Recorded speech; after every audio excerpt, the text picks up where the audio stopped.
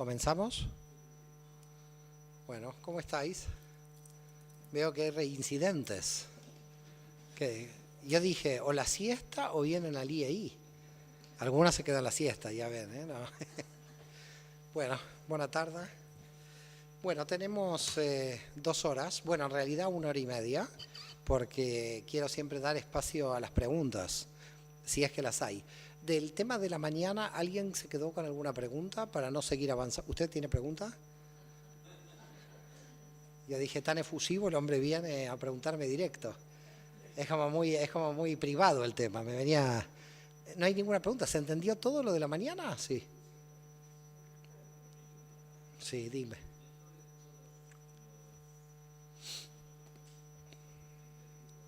Sí, si miro así es por la luz, no.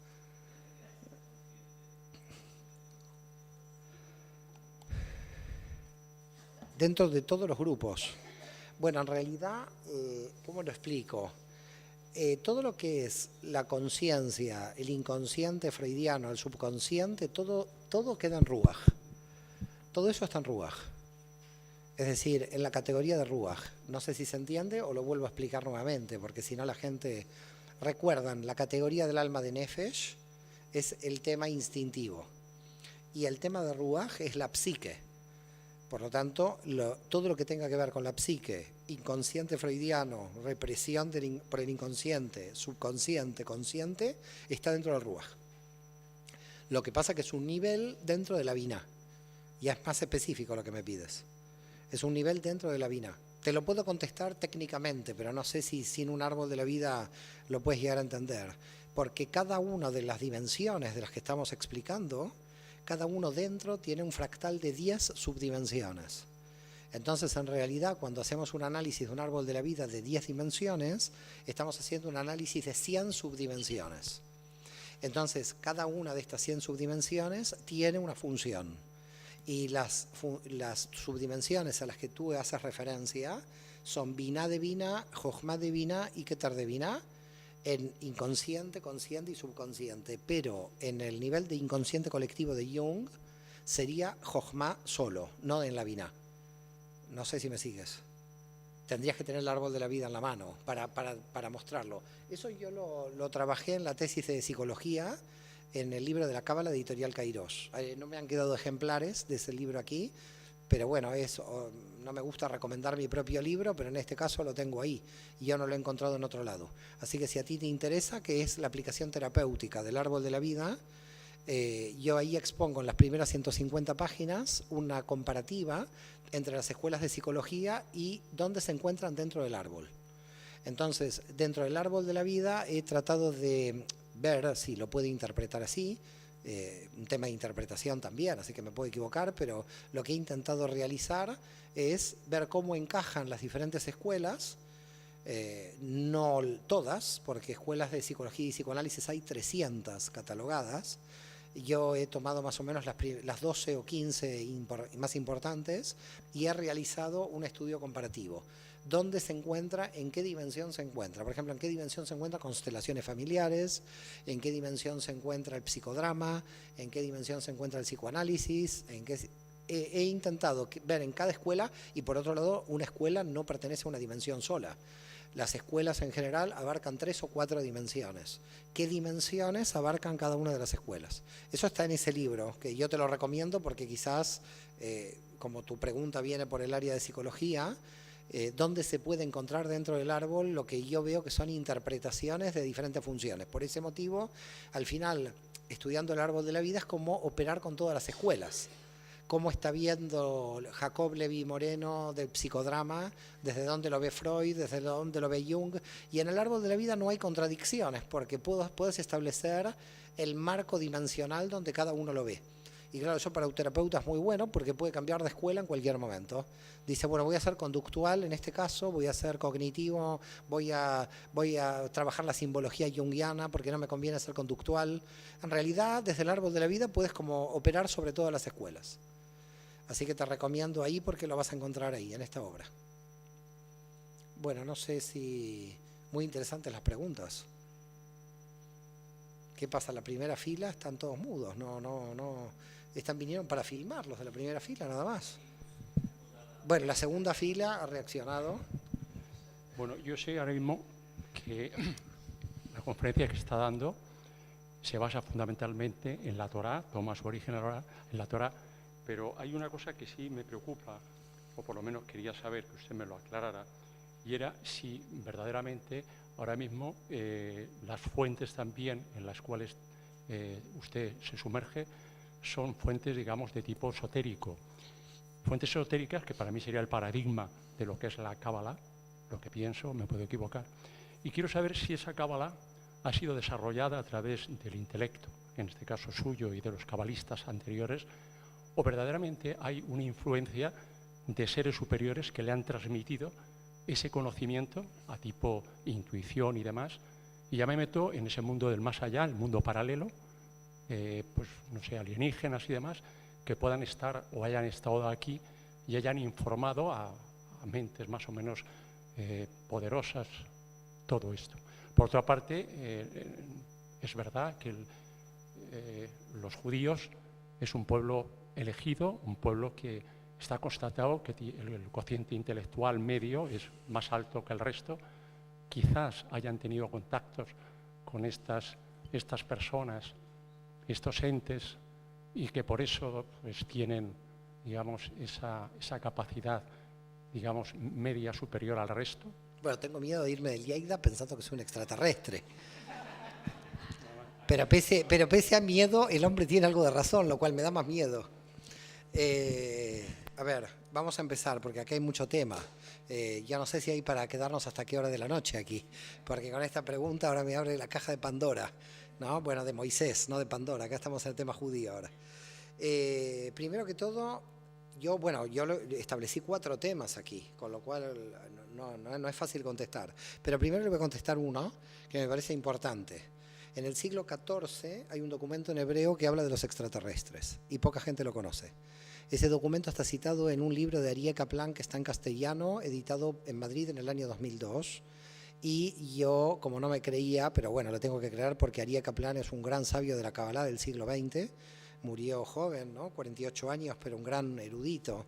No sé si le conocéis a aquellos que estudian Cábala, pero yo particularmente aconsejo todas las obras de Aryeh Kaplan, las que encuentren, porque tiene una interpretación del Bajir, del Sefer Bajir, una interpretación del Yetzirah, tiene una obra que se llama Meditación y Cábala, otra Meditación y Biblia. Todo lo que encuentren de Aryeh Kaplan, si lo encuentran, lo compran, ¿no? Bueno, en Amazon ahora se encuentra todo, pero él cita un documento en hebreo del siglo XIV donde se habla de seres azules bajitos, los describe así en hebreo, el autor del siglo XIV, detrás del cielo de Bilón. Bilón en hebreo es la Vía Láctea. Detrás de la Vía Láctea aparecen estos seres que solo se comunican telepáticamente, no se comunican. Y esto está en hebreo en el siglo XIV. Ahora, yo ya más que esto no le puedo dar. Es decir, este es un documento que existe un documento, bueno, es algo, ¿no? Con respecto a esto. El segundo tema, con respecto a qué es esoterismo y qué no es esoterismo, sí, la Cábala sería esotérica, pero no en los términos populares que se entiendan en España, porque cuando se habla de esoterismo empezamos a hablar de cosas que no son esoterismo. Pero sí, en cuanto a la profundidad oculta del texto de la Torá, ahí podríamos decir que hay una Torá exotérica, que es lo literal, y una Torá esotérica, que es la parte que podemos entender que está oculta dentro del texto. Con respecto al tema de una posible interpretación también de extraterrestres en el texto bíblico, ahí está en lo que es el capítulo 6 del libro de Génesis, donde, no sé si usted recuerda, los hijos de Dios se casaron con las hijas de los hombres. No sé si recuerdan ese texto, y claro, es un texto muy interesante, muy extraño, ¿no? Los rabinos intentan siempre interpretar ese texto, pero hacen agua porque no hay forma. Entonces, ¿quiénes eran los hijos de Dios que bajan, que se casan con las hijas de los hombres? Bueno, se casan, se juntan, no había casamiento en esa época. Esto lo digo por las dudas, porque toda la Biblia son parejas de hecho, nadie se casó en la Biblia. No lo digo porque es una cosa rara, ¿no? Uno dice que Sara se casó con Abraham, no hay casamiento en el texto bíblico, porque no había curas, ni rabinos, ni imanes para casar a nadie. Así que el punto es, ¿pueden haber extraterrestres en el texto bíblico? Seguro, porque a mi modo de ver este capítulo 6 lo da a mi modo de entender claramente. Luego, estos extraterrestres pudieran haber insertado algún tipo de chip en la mente de alguien, y también sí, porque el capítulo 2 de Ezequiel habla de que Ezequiel se comió un rollo que le dieron y que empezó a hablar con palabras que no eran de él. Así que también, si usted quiere buscar una persona al que se le integró un chip que no era humano, está el capítulo 2 de Ezequiel. Pero no quiero que esta noche no duerman, porque esta noche en Lleida van a haber muchas, luces abiertas, porque nadie va a querer irse a dormir con lo que estoy contando. Van a decir, Dios mío, menos mal que me voy a Barcelona además. En Barcelona está Samboy. Si sigo hablando me van a meter ahí. Así que bueno, yo muchas veces digo que yo hago los doctorados para parecer cuerdo, porque si no me pueden meter en Samboy. Bueno, no está muy... no va mal, digamos, no va por mal camino. Ahora, de que los israelitas provengamos de seres extraterrestres, yo eso no lo creo. Si provenimos de extraterrestres, provenimos todos. Yo creo que la cuestión de la cultura en el mundo judío es un valor muy grande y la hemos desarrollado prácticamente muchos siglos. Es decir, que si usted tiene un pueblo 2000 años estudiando, indudablemente tiene que salir gente muy estudiosa. Creo que son las condiciones culturales las que dan lugar a ese tipo de pueblo, ¿no? No creo que sea otra. Si usted todo el tiempo está el abuelo, el bisabuelo, si yo trato de buscar un campesino y no encuentro por ninguna parte, era toda gente comerciante que estudiaba. Entonces, claro, si usted tiene un pueblo que tiene hace más de 20 siglos, toda gente que está estudiando, claro, indudablemente esta gente algo tiene que aprender. Pero no creo que venga por ahí. Así que le digo, si tenemos algo de extraterrestres, los tenemos todos. No lo tenemos solo el pueblo de Israel. Bueno, no sé si hay más preguntas. Estas preguntas son muy potentes para no hacer la siesta, ¿eh? Me están despertando, me he despertado. Yo tengo varias preguntas. Una de ellas es que has hecho una relación de cuando has hecho el estudio del árbol, de los sefirots y tal, y has puesto la analogía o el contrario dentro de los nombres de la Biblia, de cada aspecto que tú has nombrado. ¿Has hecho alguna vez algún análisis de Jesús, en qué apartado o cómo lo analizarías en relación a esto? ¿O sería una persona más completa, más equilibrada? Esto por un lado. Luego, por otra, al comentar este libro me quedaba un poco desorientada. Yo querría un libro tuyo para entender realmente a nivel personal lo del árbol de la vida, los sefirots, pero como autoayuda, no tanto como para tener una información muy grande, sino fácil de entender y que me pueda servir a mí para aprender, ¿no? Y la otra cosa sería lo que has dicho esta mañana en relación a que hasta los primeros tiempos fue una transmisión oral, ¿no? Lo de la Cábala. Esto me ha recordado, si lo interpretarías o yo lo he interpretado bien, que sería más bien lo del conocimiento de la Cábala, más una experiencia mística en un punto, más que unos conocimientos intelectuales, porque bueno, una cosa es que tú tengas la enseñanza, pero luego está esa sabiduría de la que tú has hablado, que más sería quizás por una experiencia directa de esa comunicación con Dios que tú has hecho también esta mañana, ¿no? De Jacob, como él quiso hacer esa relación directa con él, ¿no? Bueno, es esto. Okay. Si realmente es también un fruto importante de esa experiencia, como en el budismo se llama, de iluminación. Bueno, voy a empezar por la última, porque hay todo un problema con respecto al concepto de mística, porque en la Cábala todo el árbol de la vida es mística y por lo tanto la vida mística quiere decir una vida integrada. No hay una diferencia entre mística y espiritualidad o entre mística y materia, sino que la materia es parte de la mística, la intelectual es parte de la mística. En realidad, en la Cábala como mística lo engloba todo, no hay nada que no se pueda entender como místico. La gente divide porque asocia la mística a estados de iluminación, pero en realidad aquí está el problema. Para la Cábala la materia, si uno medita sobre la materia, Abulafia dice, cualquier cosa que uno medita en la realidad me contacta con el infinito. Es decir, vuelvo a reiterar, el estado de iluminación, para llamarlo de alguna manera, no es un estado que uno alcanza y vuelve hacia abajo, tiene que volver iluminado. Por lo tanto, si vuelve iluminado, de ese estado de iluminación, se vuelve un estado místico su alma. Es decir, absolutamente usted vive en un estado místico.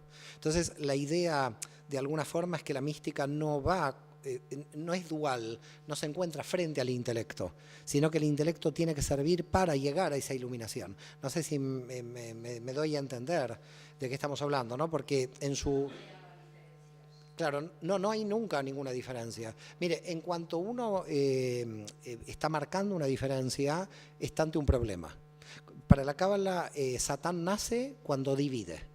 Ahora justo tenemos el tema del mal en el programa de la tarde, así que hablaremos del mal. Pero ya me está llevando un poco a ese tema, porque en realidad la división entre dos conceptos ya en realidad...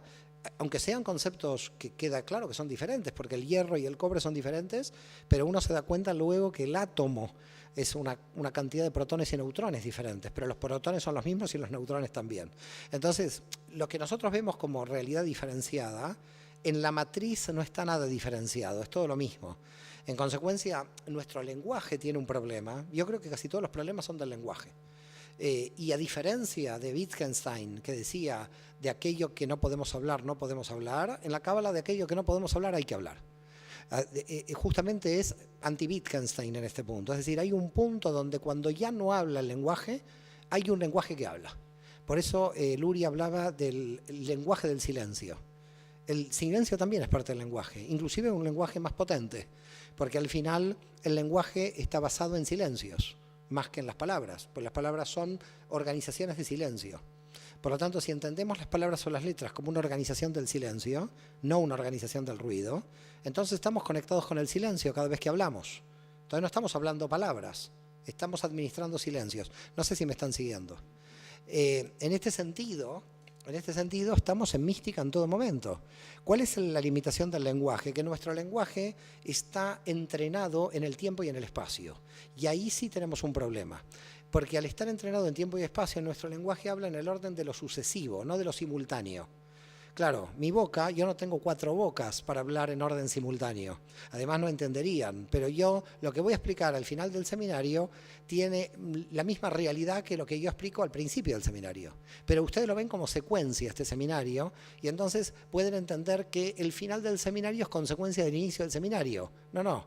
En la Cábala, el inicio del seminario y el final del seminario, todo está al mismo tiempo simultáneamente. Solamente que en el tiempo y en el espacio, mi boca no da para hacerlo simultáneo.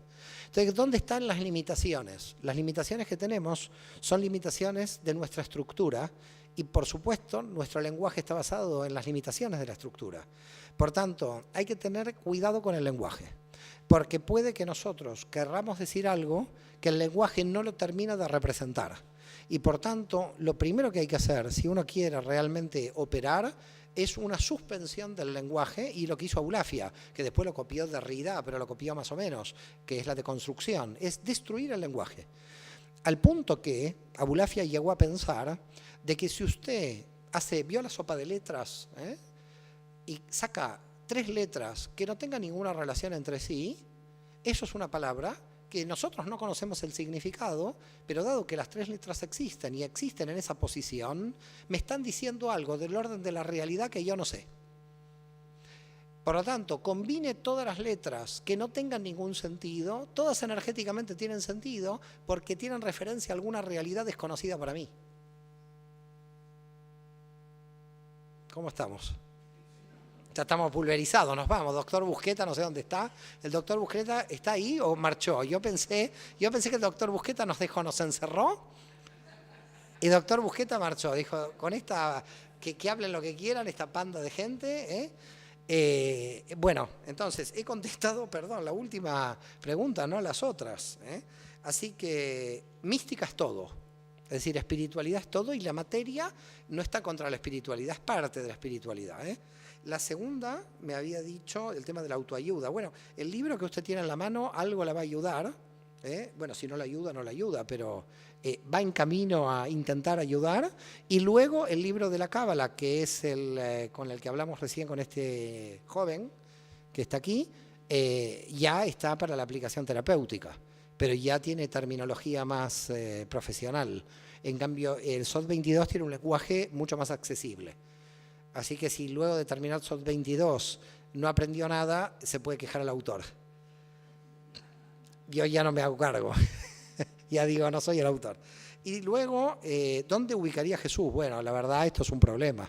Porque claro, siendo todo el auditorio mayoritariamente cristiano, ¿dónde lo ubico a Jesús, no? Aquí no sé dónde ubicarlo a Jesús, porque yo en general siempre lo ubico en el amor. Siempre lo ubico en Tiferet. Siempre lo ubico, pero no como antiarquetipo, en realidad, bueno, quizás hasta como antiarquetipo, porque en realidad él amaba tanto a todo el mundo que en un momento, cuando está haciendo una, no sé si lo recuerdan, un discurso, una prédica, viene la madre y las hermanas y él dice, no, tranquila, que queden afuera porque todos son mis hermanos y mi padre, y no sé si recuerdan esa frase, ¿no? Claro, a ver, no podés dejar afuera a tu familia porque sean todos tu familia, ¿no?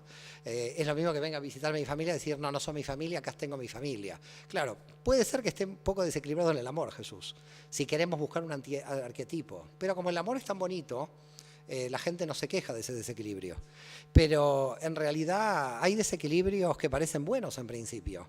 Pero, claro, la percepción judía, usted entienda, es que nadie encarnó en una persona. Entonces, claro, al no divinizarlo, todos los seres para nosotros son imperfectos, en orden a que... Entonces, claro, decirle a un cristiano que hay una imperfección en Jesús va contra la naturaleza teológica del cristianismo. Así que, bueno, pese a que esa reflexión me metió en un problema, yo creo que igual he escapado rápidamente sin que la Inquisición me venga a quemar. Igual hace 5 siglos me quemaban por esto, seguro. Pero, claro, el mundo judío tiene un pequeño detalle. Creemos que todos los seres humanos somos imperfectos. Y como todos los seres humanos somos imperfectos, todos tenemos potencial de crecimiento o de crecer, hasta el punto de que cuando ya uno creció absolutamente, ya no se encarna más. Entonces, lo que hablamos un poco en Petit Comité antes, ¿no? Es decir, cuando el alma terminó su proceso evolutivo, ya no tiene más sentido venir a este mundo. Jaime Vital, igual, en su obra Gilgul Neshamot, Rotación de las Almas, él dice que hay almas que, aunque terminaron todo el proceso de iluminación, son obligadas a volver para enseñar. Yo muchas veces pensé que quizás el alma de Jesús era una de ellas. Es decir, una persona que ya terminó con su proceso y que dijo, bueno, se ve obligado a volver. Y hay tipo de almas de este nivel, a mi modo de ver. Almas que ya dicen, ¿para qué hemos vuelto? Y parece ser que vuelven solamente no para completar su ciclo, sino para poder enseñar a otras almas a completar su ciclo. Así que ahí hay un tema en Jaime Vital interesante, ¿no? De que no todas las almas que terminaron su ciclo dejan de volver, algunas vuelven. Bueno, no sé si he podido responder a su consulta. Se ha sentado en primera fila, primer lugar. Bueno, ¿hay alguna otra pregunta? ¿No? Buenas tardes. Yo quería preguntar, ¿cómo puedo hacer para vivir y sentir la Cábala teniendo un plan de vida, no evadiendo el libre albedrío y teniendo un tiempo y espacio donde mentalmente estoy maduro a los 50 y puedo llegar a vivir hasta los 70? Qué suerte que estás maduro a los 50. Yo tengo 53 y no lo sé. Supuestamente, ¿no? Me encanta que esté maduro a los 50. Alguien maduró. Bueno, te agradezco tu verdad de estar maduro a los 50, me encanta. En realidad yo tengo que aprender de este hombre. No sé para qué viniste tú a mi seminario. Alguien que me dice está maduro a los 50, voy a verlo a él, no él mentalmente. A mí. Empezamos ahí con un problema, ¿no? ¿Qué es estar maduro? Claro. Me encantaría primero hablar de qué es estar maduro, si quieres, desde el punto de vista de la Cábala. Vale. Estar maduro es confiar en las fuerzas del yo sin darle mérito al yo. Eso sería estar maduro, porque el mérito te puede desequilibrar el ego. Entonces tenés que limitar el yo. Y es bonito en el árbol de la vida ver lo que es el proceso de madurez, porque el proceso de madurez se compara con la salida de Egipto. Es muy bonito la simbología, es decir, la Yesod es Egipto, el pueblo de Israel sale, cruza la Mem, que es la letra hebrea del agua, que justo está entre Yesod y Tiferet, y llega, salió de la Tiferet. Y Judá Botini, gran cabalista de Tarragona, dice una palabra muy bonito. ¿Cómo sabemos que cruzamos a Tiferet? Es decir, ¿cómo sabemos que estamos en el yo? Lo cual implica cómo estamos maduros. ¿no? Entonces Albertini dice, cuando la crítica y el elogio de los demás no te afectan. No te afecta. Es decir, si alguien te critica y te afecta, no estás maduro. Si alguien te elogia y te afecta, tampoco. Porque había un sabio de la Cábala, esto es una anécdota dentro de la Cábala, que estaba con un discípulo. Y entonces le dice el sabio de la Cábala, has llegado a la ishtablut, en hebreo es al estoicismo, al estar con el yo, contigo totalmente. Entonces le dice, sí, maestro, creo que he llegado. Entonces dice, a ver, cuando te critican te molesta, para nada. Cuando me critican no me molesta nada. Y cuando te elogian te gusta, y me gusta un poquito. Entonces dice, quiere decir que cuando te critican también te va a molestar. Porque si algo te afectó en el elogio, indudablemente algo te tiene que afectar en la crítica. Todo esto es muy bonito, pero yo me perdí el punto que tengo que responder. ¿Dónde estamos? ¿Qué tengo que responder? ¿Para dónde va tu consulta? ¿Cómo siento y puedo vivir la Cábala, ¿no es cierto?, a través del mensaje que tiene que realizar mi alma? Bueno, primero que todo, el árbol de la vida está diseñado para que uno, a partir del árbol de la vida, pueda entender cuál es la raíz predeterminada de su alma. Ahí hay que hacer más un análisis sobre el alma. ¿Qué es el alma? Porque nosotros tenemos una raíz predeterminada. La raíz predeterminada implica un tema muy complicado en Cábala. La gente que no lo entiende tiene problemas con respecto a lo que después es la ilusión del libre albedrío. Digo ilusión del libre albedrío porque desde un punto de vista muy oculto no existe el libre albedrío, pero desde un punto de vista revelado existe. Por lo tanto, tenemos la alegría de creer que vivimos en el libre albedrío, y yo esa alegría a los primeros gente que estudia Cábala no se la saco, porque es muy terrible. Pero cuando ya la gente avanza en Cábala se va dando cuenta de que sospecha que no hay tanto libre albedrío. En realidad, cuando hablamos de la ilusión del libre albedrío en Cábala, lo que decimos es que tenemos que decidir entre la predeterminación de la educación que me dieron mis padres y la predeterminación de mi alma. Así que en realidad el libre albedrío es una elección entre dos predeterminaciones. Y eso es lo curioso, ¿no? Que en el fondo estoy predeterminado, si elijo, igual elijo algo predeterminado, porque elijo o algo a lo que yo estoy acostumbrado, que es mi cultura, o algo a lo que mi alma quiere. Entonces, ¿qué se hace con el árbol de la vida? Con el árbol de la vida lo que se hace es, se trata de proyectar en el árbol de la vida dónde se encuentran sus equilibrios, desequilibrios, cómo uno se refleja y se proyecta en el árbol. A partir de ahí hay que mirar. ¿Qué hay que mirar? Hay que mirar si tú consideras un desequilibrio, es una sefirá donde tienes en esa dimensión una dimensión de base, que es la predeterminada de tu alma, con una dimensión que está educada por la cultura. El rabino Ashlag decía, el gran cabalista del siglo XX, Ashlag decía, la única forma de saber qué quiere tu alma es borrar toda tu educación, lo cual es imposible, no podemos borrar toda la educación. Pero hay que tratar de hacer todo intento de conectar, como ya dijimos a la mañana, con ese dolor a partir de verse en el árbol de la vida. Entonces, no hay como un método general, es como un poco homeopático, en el sentido de que tu árbol de la vida va a ser diferente al mío, va a ser diferente al de él, y vamos a tener que mirar qué es lo que tenemos que intentar corregir. ¿Con qué objetivo tenemos que corregirlo? Con el objetivo de, si llegamos a un punto donde tenemos la felicidad, que quiere decir que nuestra alma ya se encontró en su identidad, ¿ok? Con lo cual sucede una cosa muy misteriosa. Todo el libre albedrío que ya elige tu alma en ese nivel, ya es un libre albedrío permanentemente perfecto, porque siempre está eligiendo lo que tiene el alma predeterminada.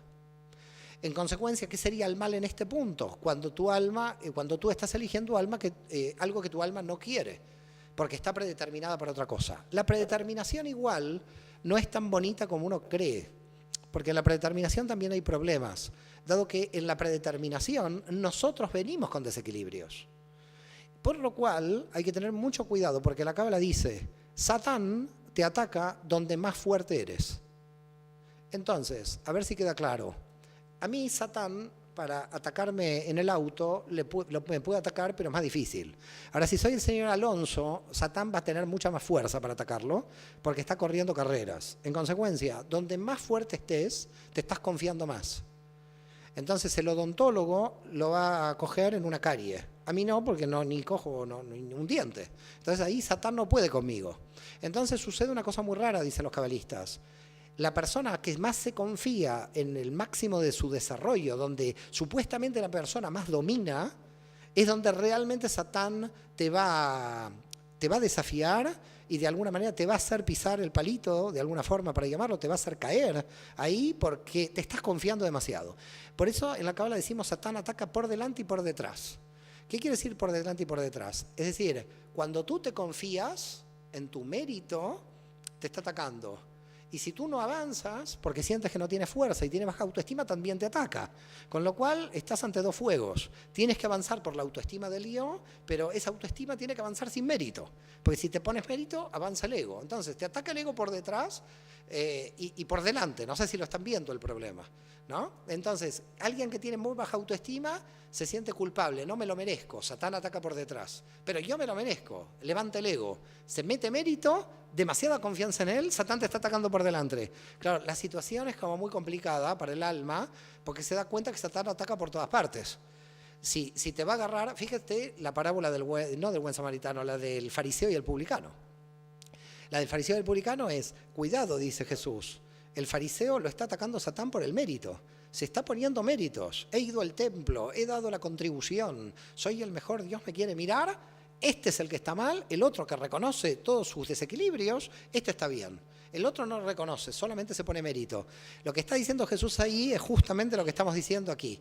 También Satán te ataca por el mérito. Ahora empiezan los desequilibrios. ¿Por qué motivo? Porque si tú te vas hacia el mérito, te quieres decantar por el no merecimiento, pero no. Entonces, el yo se tiene que merecer y no tiene que tener mérito, aunque lo merezca, y no tiene que tener baja autoestima para sentirse culpable.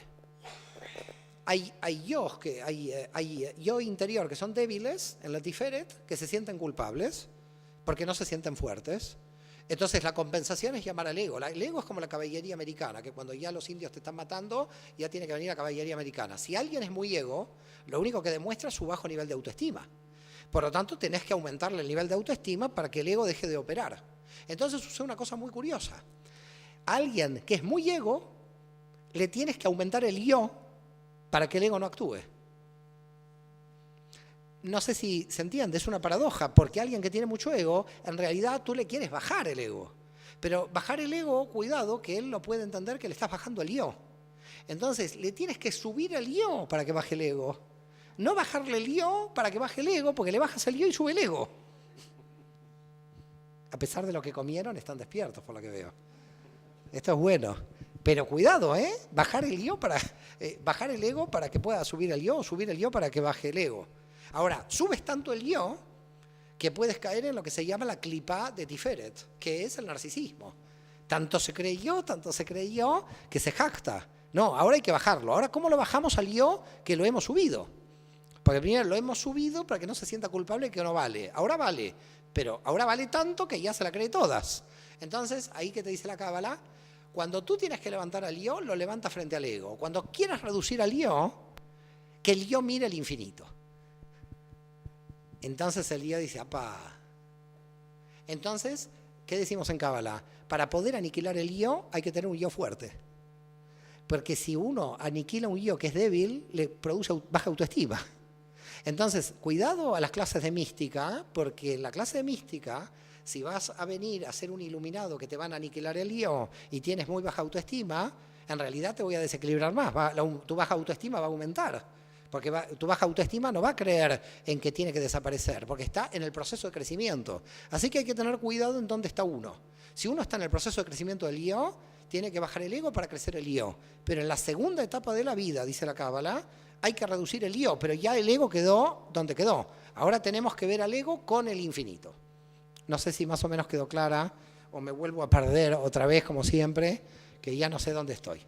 El señor Ángel. Gracias por lo de Mario. Hoy a la mañana estabas muy formal conmigo. Me decías profesor de aquí, profesor de allá. Yo que pensé que le hablabas a otro. Bueno, imagínate. Es que eres profesor y por muchos conceptos. Pero Mario me gusta más. Mario, tú has dicho que tratándose de los muy perfectos que no volvían a la tierra salvo que volviesen a enseñar, me ha venido la imagen de uno que era muy perfecto y fue arrebatado al cielo, que fue Elías. Le preguntan en aquella época a Jesús pregunta a sus discípulos, ¿quién dice la gente que soy yo? Y los discípulos llevados por esa filosofía y esos conocimientos que tú has comentado, ¿quién puede venir? Pues uno muy perfecto a enseñarnos. ¿Tú eres Elías o alguno de los profetas? Le contestan. Después hay Pedro, que ya hay una frase que hay que ponerla entre paréntesis porque no creo que en aquel momento Pedro pudiese decir, tú eres el Hijo de Dios vivo. Después Pedro sí que dijo más adelante, en otra ocasión, ¿qué, todos os vais? Yo no, solo tú tienes palabras de vida eterna. Solo quería comentar que verdaderamente coincide el tema que has comentado de la teoría de la reencarnación y posible vuelta, pues uno de los que podían volver pues sería Elías. Bueno, en cierto modo, fíjate, sí, y no solo Elías, sino también tenés Enoc, y ahí viene toda la teología de Metatrón. Es decir, Metatrón como el ángel superior o la angelización del dios de la Merkabá, eso trato en el último libro de la Merkabá, sobre el tema de quién es Elías. Metatrón es una función, y es una función de perfección. Terminó pero claro, de alguna forma, si tomas literal el texto bíblico, tanto Elías como Enoc, ¿no?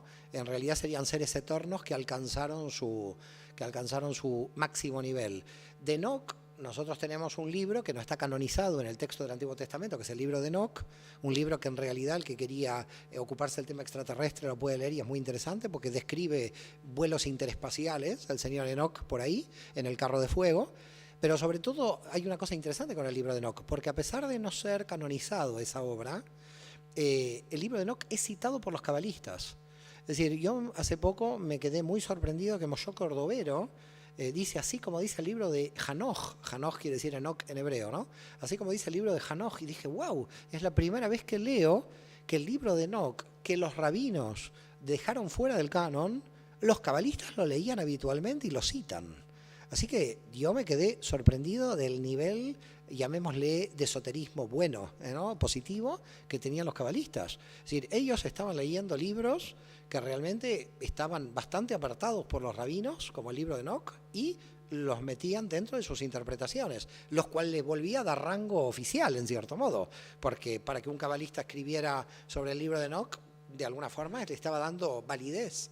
Así que coincido totalmente contigo, es decir, hubo seres perfectos, o hay seres perfectos en el texto del Tanaj, en el texto del Antiguo Testamento, así como muchas veces hablamos de ver almas del otro lado, y tenemos el famoso caso de Samuel y de Saúl, cuando Saúl pide para hablar con el alma de Samuel, y hay un caso de espiritismo en el texto bíblico.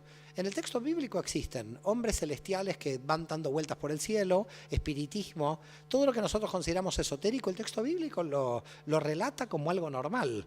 Este texto que yo cité de Ezequiel, capítulo 2, que si tú lo lees dices, ¿pero qué es esto? Cuando Dios le dice a Ezequiel, toma este rollo para poder hablar por mí.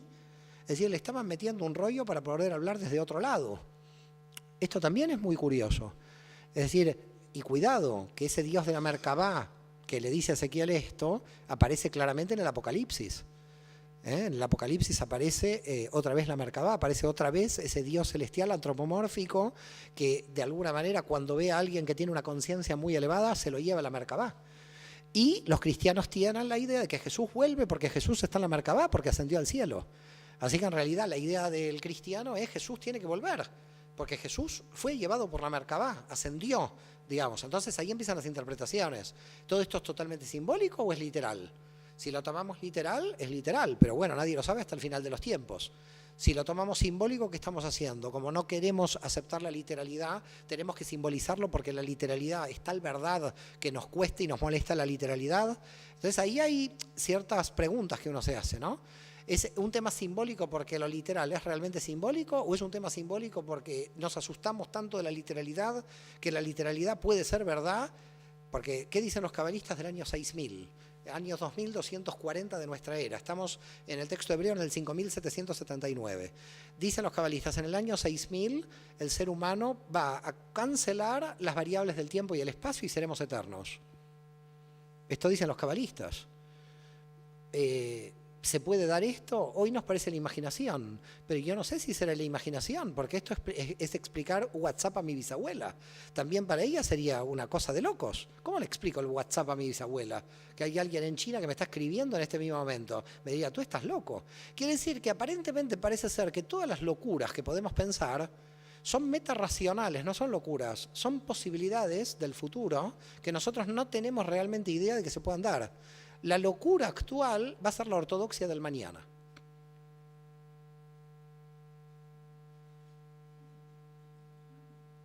Mira el señor Ángel, ¿eh? Bueno, no sé, con tanta pregunta yo tengo temor a que no demos el programa de la tarde, así que vamos a rebobinar. Yo creo que hemos dado mucho espacio para las preguntas, ¿no? Hacemos el programa. Bueno, ¿están los que preguntaron satisfechos o...? ¿Sí? Si me dicen que no, igual no puedo hacer nada. Estamos insatisfechos. Bueno, sigue el programa. Bueno, tenemos que entrar con respecto al tema del mal. El problema en la cábala es que el tema del mal tiene muchas variables. Hay muchos males y los males son muy difusos. Es decir, vamos a tratar de explicar algo para que se pueda entender. Tiene que ver con la tradición judía. En lo que llaman en el mundo católico el pecado original, en el mundo judío no lo llamamos pecado original, lo llamamos transgresión, pero bueno, de todas maneras es un término que podríamos llamar para que lo entiendan pecado original, que lo van a entender más rápido. El pecado no fue comer del árbol del conocimiento del bien y del mal. Así que, en principio, la cábala no considera pecado haber comido del árbol, sino que los cabalistas entienden que el pecado fue comer a destiempo. En realidad Dios iba a permitir comer del árbol, pero lo que hicieron Adán y Eva es adelantaron a comer. Así que cuidado empezando con el tema de Génesis, porque el tema de Génesis no se interpreta tal como ustedes vienen en su educación entendiendo, comieron del árbol y pecaron por comer. El pecado no fue comer, el pecado fue desobedecer el momento de la comida, porque del árbol iban a comer. El problema es que no estaban preparados para comer en el momento que comieron. Así que, ¿qué quiere decir? Partimos de la base que el conocimiento no es malo, solamente que tomaron un conocimiento a destiempo, un conocimiento que no le correspondía al nivel que tenían. No está mal comer del árbol del conocimiento, está mal el momento en que lo hicieron. Así que ya pueden ir borrando la interpretación que tienen de que comer del árbol está mal. Segunda cuestión, interpretación desde la Kabbalah. Quien produjo el pecado no fue Eva, fue Adán. ¿Y por qué fue Adán? Fue Adán porque en realidad, si nosotros entendemos el texto bíblico, dice lo siguiente: y le prohibió Dios a Adán que coma del árbol del conocimiento del bien y del mal. Y luego cuando apareció Eva, que apareció luego, le dijo a Adán, no comas ni lo toques. Y dice la tradición judía que Eva, ¿cómo fue tentada por la serpiente? Pues la serpiente le dijo, ya verás que puedes comer, tócalo y verás que no te sucede nada. Entonces Eva toca el árbol y no le sucedió nada, por lo tanto comió. Por lo tanto, la confusión la creó Adán, no la creó ni la serpiente ni la creó Eva. El pecador de esa historia es Adán, es el hombre, no es la mujer. No es la mujer que comió, porque comer no estaba mal, solamente que lo que estaba mal era destiempo. Y el pecador fue el hombre que agregó a Dios algo que Dios no dijo. Dios dijo que no podían comer del árbol, no que no podían tocar del árbol. Y agregar es mentir. Por lo tanto, lo que hizo Adán fue mentir y le creó confusión a Eva y por lo tanto Eva comió. Por lo tanto, Eva comió por confusión de Adán, por confusión de comunicación. Las mujeres están contentas, ¿eh? Yo veo, he ganado al sector femenino. Ahora el sector masculino nuevamente lo voy a tener en contra, lo cual me preocupa. En consecuencia, claro, es desencajar toda la tradición católica en 5 minutos. Tampoco quiero que esta noche no duerman. Pero básicamente entonces tenemos un problema de comunicación entre Adán y Eva grave. Así que el primer problema de pareja fue un problema de comunicación. Y el segundo problema fue que se comió a destiempo. Entonces se instaura el mal en el mundo. ¿Quién lo instaura? Como ya vimos a la mañana, se instaura a partir de la serpiente que es creada por Dios. En el texto de Isaías 45, capítulo 45, versículo 8, Dios dice, y hago la paz y formo el mal. Claramente, Dios dice formo el mal en Isaías 45, 8. Con lo cual, para los cabalistas, el mal está situado en el sistema por el mismo Dios. No que Dios es malvado, ni que Dios es bondadoso. En la Cábala ni Dios es bondadoso, ni Dios es malvado. Dios es Dios. Por lo tanto, estamos hablando de un nivel de voluntad que no entendemos. Ahí no hay ni bueno ni malo. Si nosotros decimos Dios es bueno, estamos antropomorfizando a Dios. Lo hacemos bueno porque lo queremos bueno. Y si lo decimos que Dios es malo, lo hacemos malo porque lo queremos malo. Dios no es ni bueno ni malo, es Dios. Y lo cual lleva la característica de que lo que hace es por su propia voluntad. Lo que sí, al final de los tiempos, todo lo hace para bien y puso el mal dentro del sistema para que finalmente toda la luz se pueda ver. Es decir, se puso el obstáculo para que se pueda ver. La primera situación con respecto al mal, dado que vuelvo a reiterar, el problema que planteo del mal es que hay muchos males. Y por lo tanto, cuando digo mal, ¿a qué me estoy haciendo referencia? Prácticamente yo estoy tratando de clasificar los males que hay en la Cábala y encuentro 5 o 6 diferentes en su naturaleza conceptual. Así que no tendríamos que llamar mal a todos los males, porque estaríamos hablando de manera muy confusa. Pero sí queda claro de que hay 2 tipos de males. Uno es un mal que llamamos el satánico, que es el más habitual, y otro es el del Amalek. Es decir, hay 2 niveles de mal. Así que primera clasificación del mal desde la Cábala, mal de Satán, mal de Amalek. El mal de Amalek es, te voy a destruir porque te quiero destruir. No hay ningún tipo de aprendizaje con el mal de Amalek. Es más, la Torá dice, y en cada generación se levantará Amalek para destruirte. Su función es la destrucción. Amalek representa la pérdida de conciencia y la materia por la materia misma. Amalek sería utilizar, matar, o hacer cualquiera con un otro, porque el otro es materia. No tiene nada espiritual, no tiene imagen divina, no tiene valor. Nada tiene valor. Es decir, estaríamos hablando de un nihilismo absoluto por parte de Amalek, a tal nivel que Amalek tiene como destino su autodestrucción, porque dado que destruye todo, también se autodestruye. Claro, alguien podría decir, ¿pero por qué existe algo así? Digamos, porque parece ser que no tiene ningún sentido, ¿no? Es decir, ¿cuál es el sentido de tener algo que de alguna manera sea una situación absolutamente negativa? Dice el hasidismo en el libro del Tania, el libro del Tania es un libro de 1796 de la tradición judía, está en castellano en 5 volúmenes o en un volumen, que a pesar de que nosotros entendemos que Amalek puede ser 100% de lo peor, 100% de malo, es decir, podríamos decir los nazis cuando llevaban a las cámaras de gas o cualquier genocidio, los turcos con los armenios o los genocidios que quieran tomar, el Congo que murieron 10 millones de personas porque el rey del Congo quería el Congo belga. Bueno, tenemos genocidios los que quieran, ahí podríamos decir que es Amalek. El Tania, vuelvo a reiterar, que dice que a pesar de que parece ser que hay 100% de mal ahí, no podría aguantar solamente respirar ese mal si sería 100%. Tiene que haber algo de luz ahí. Claro, algo de luz en el violador 30 veces, en el asesino, en los nazis, algo de luz como nos entra en la cabeza, ¿no? Pero parece ser que si no, no tendría forma de sostenerse ese tipo de mal si no le entra 0,0000000 de luz. Algo de luz tiene que tener, pero si no, no podría tener entidad. Pero tanto es el mal de ese nivel que en realidad se termina como autodestruyendo. Es una especie de suicida, porque, como no entiende el valor de nada, tampoco entiende el valor de sí mismo y por lo tanto tiende a morir. Lo mejor que le puede pasar a Amalek es también morir porque tampoco entiende su sentido. En consecuencia, nosotros tenemos como un cuadro dentro de la Cábala, de los universos que explicamos hoy a la mañana, donde los cabalistas hacen las siguientes distinciones y dicen, tenemos lo que se llama Amalek, que sería ese 99% de mal, 1% de luz. Tenemos un nivel superior, que es el mundo de las Klipot. El mundo de las Klipot era las cáscaras que habían quedado del primer autocontracción, donde es una cuestión interesante, porque en esas Klipot quedó luz atrapada. Quedaron lo que se llama Luria, las 288 chispas de luz.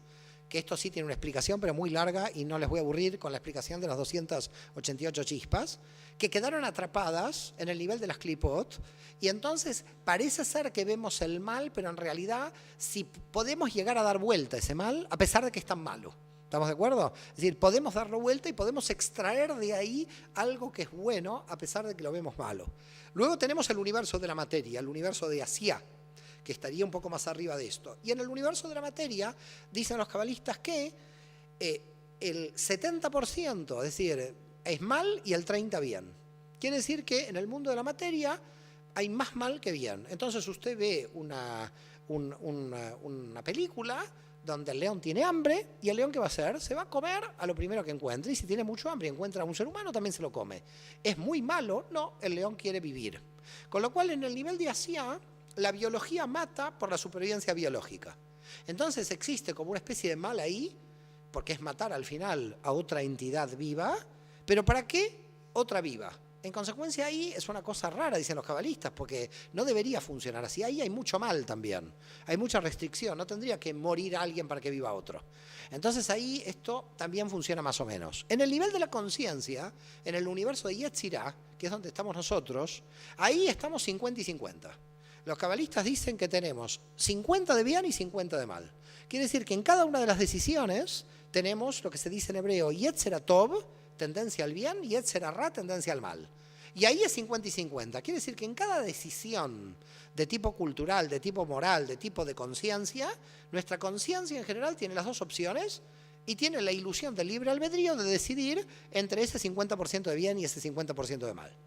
En el universo de Briá, vamos más arriba, el universo de la creación, donde viene mi Neshama, es decir, donde viene la Neshama de cada uno, del alma en la rotación de las almas, ahí ya el bien le gana al mal. Quiere decir que si yo contacto con mi Neshama, me voy a volver más bueno que si me contacto con mi Ruach. Porque mi Ruach no sabe si todavía el mal no es útil. Porque el Ruach entiende de que puede haber males útiles. Entonces se pone malito a veces, se pone malo. Porque entiende en función de la mente de que puede haber un mal útil. En el nivel de la Neshama, todo mal no es útil, es inútil. Hay que combatir al mal en el nivel superior del universo de Briá. Y en el universo de Atzilut, es decir, cuando no hay tiempo y espacio, ya directamente el mal es casi 100%, 99%, con 1% de oscuridad. Es decir, en el nivel de Atzilut tenemos un universo que estarían las antípodas de Amalek. Si Amalek tenemos 99% de oscuridad con 1 de luz, en el nivel de Atzilut, en el nivel superior, fuera del tiempo y el espacio, ahí tenemos un bien mayor. ¿Qué pasa cuando una persona se muere? Cuando una persona se muere, en general, dicen los cabalistas, están mucho mejor que nosotros. Porque en realidad mueren los niveles más bajos, que son los que viven en el mal. Si en el universo de Asia tenemos que en la materia hay 70 contra 30, y en el universo de la conciencia, en el universo de la Neshama, como hay casi 70 contra 30 al revés, donde el bien es superior al mal, el alma del otro lado de la materia vive en un estado, podríamos decir, más beatífico con respecto a el mal de este mundo. Pero, ¿qué es el concepto de Geiná o el concepto del infierno desde el punto de vista de la Cábala? El concepto del infierno es cuando una persona no se pudo trabajar en este mundo y en ese estado de mal pasa al otro lado. En consecuencia, es un estado el infierno como el paraíso es un estado. No hay sitios de infierno y paraíso por ninguna parte.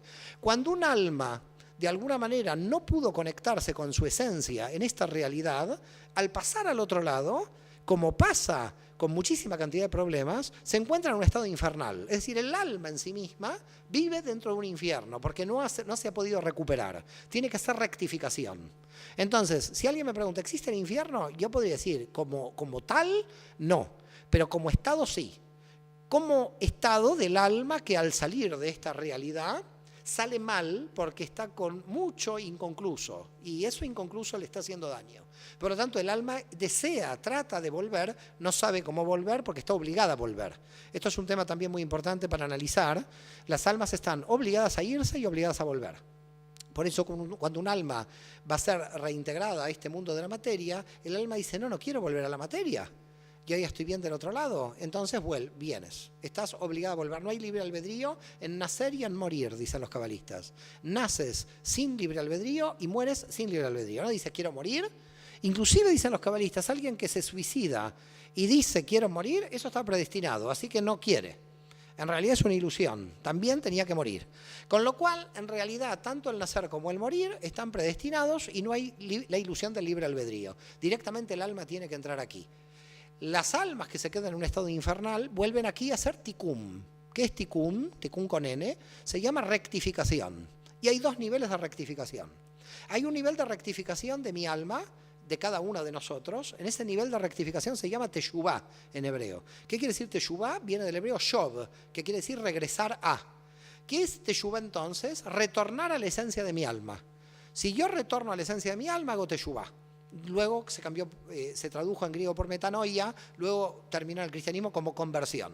Pero no nos convertimos a nada, volvemos a la esencia. Eso quiere decir originalmente conversión o teshuvá. ¿Qué es teshuvá? Quiero conectarme con mi esencia de tal modo que si yo hago algo, siempre tiene que estar alineada con mi esencia. Entonces la pregunta es, ¿y usted cómo sabe que siempre está en su esencia? Simple. Porque cuando uno se arrepiente de algo, quiere decir que no está en su esencia. Porque el arrepentimiento es la muestra de que tú has hecho algo que en realidad no estaba en tu esencia, que te has ido, te has exiliado. Entonces el alma se encuentra cuando hace mal en un estado de exilio y cuando hace bien en un estado de retorno. Cuando hace bien retorna a su alma, cuando hace mal se exilia, porque dice esto no pertenece a mi naturaleza. Esto no es mi naturaleza. En el nivel de Neshama yo vine a crecer, no vine a hacer daño. Vine a crecer, no vine ni a que me hagan daño ni a hacer daño. Por lo tanto, ¿por qué estoy eligiendo esto? ¿Por qué estoy eligiendo algo que va contra la naturaleza esencial de mi alma? Si realmente elegí ilusoriamente muy mal 1, 2 y 3 vidas, Jaime Vital en su obra dice Karet. Y aquí se van a asustar un poco, porque Karet es muerte espiritual. Aquí la gente se asusta cuando digo esto, pero lo tengo que decir porque es lo que los cabalistas pensaron y es posible que sea así. Yo no tengo pruebas de esto. Pero Karet quiere decir muerte espiritual. ¿Qué quiere decir? Si vino tu alma aquí y lo hizo todo mal, ¿qué quiere decir lo hizo todo mal? Que le duele todo porque en realidad quería hacerlo bien o no lo quería hacer bien, sino que optó por el Ruach y no por el nivel de Neshama. Si vino 3 veces así, vino 3 veces el doctor Mengele, esa alma desaparece. Esa alma se terminó, Karet, extirpación, no tiene función. ¿Queda claro? Entonces sucede una cosa, en el mundo judío y en la Cábala, que es su mística, tenemos que cuando nosotros morimos, seguimos vivos porque nuestra alma vive. Pero si nosotros morimos con un alma que 3 veces seguidas vino a este mundo y no cumplió con su función, desaparecemos, Karet. Pero no desaparecemos a nivel de que el alma va al infierno eterno, no hay infierno eterno. Hay destrucción del alma. Cuidado con el concepto, ¿eh? No es que tu alma va al infierno. Murió en serio tu alma. Así que, si alguien me dice, ¿hay muerte en serio? Sí que hay muerte en serio, pero no es la muerte física.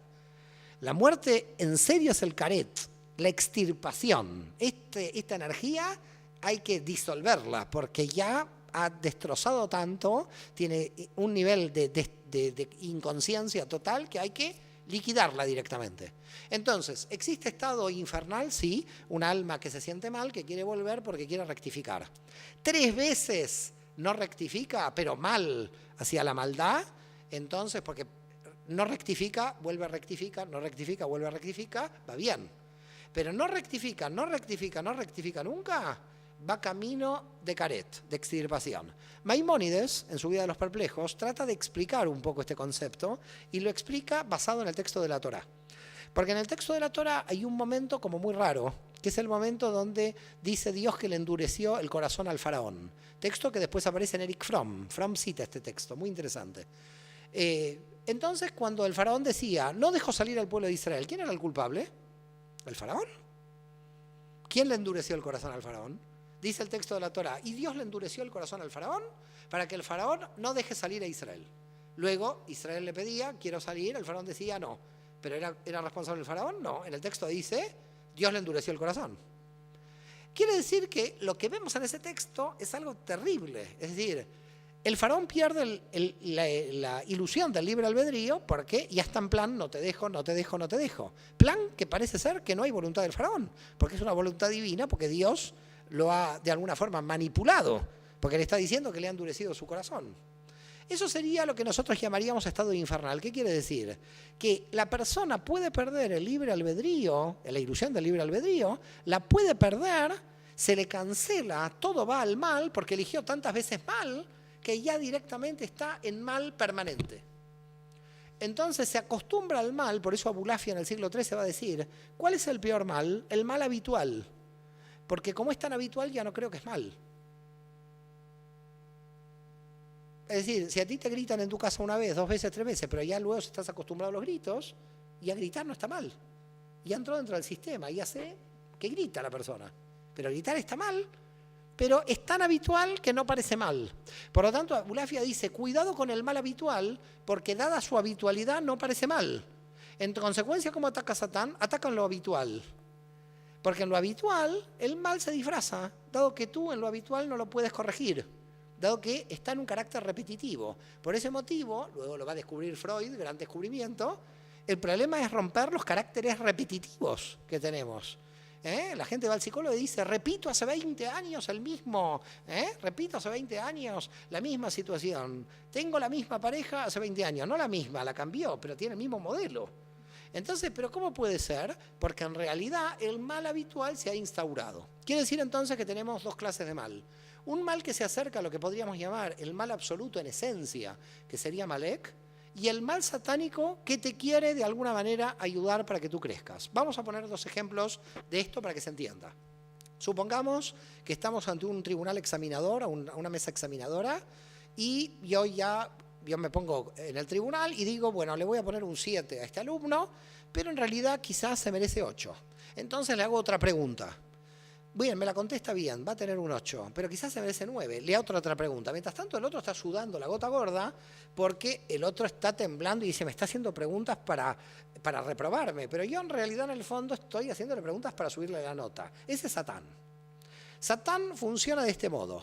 Te va poniendo obstáculos para subirte la nota, pero mientras tanto tú sudas porque estás recibiendo el mal. Este sería Satán. Ahora imaginen a Amalek. No me quiero poner en Amalek, la verdad, no me gusta, pero bueno, no me quiero poner el ejemplo de Amalek, no. Amalek está aquí y Amalek es, a este tipo lo quiero destruir, a este alumno lo voy a destruir. Entonces el alumno contesta bien y él le hace preguntas y contesta bien y le hace preguntas y contesta bien, contestó todo bien, le pone un 1. Porque a Amalek no le importa que conteste, Amalek lo quiere destruir. A ver si se entienden las dos funciones del mal. Hay un mal, dice la Cábala, que es el satánico. Nosotros lo recibimos, pero no sabemos que nos están calificando cada vez mejor. Ese es el mal del obstáculo. ¿Ok? Así que el mal del obstáculo es bueno porque cada vez estás mejor. El mal de Amalek es un problema porque aparece y siempre estás condenado. Con el mal de Amalek estás siempre condenado, siempre te quiere destruir. Pero en realidad sabemos algo bueno, que Amalek no aparece todos los días. Así que esto es lo bueno. Lo que sí aparece todos los días es el satánico.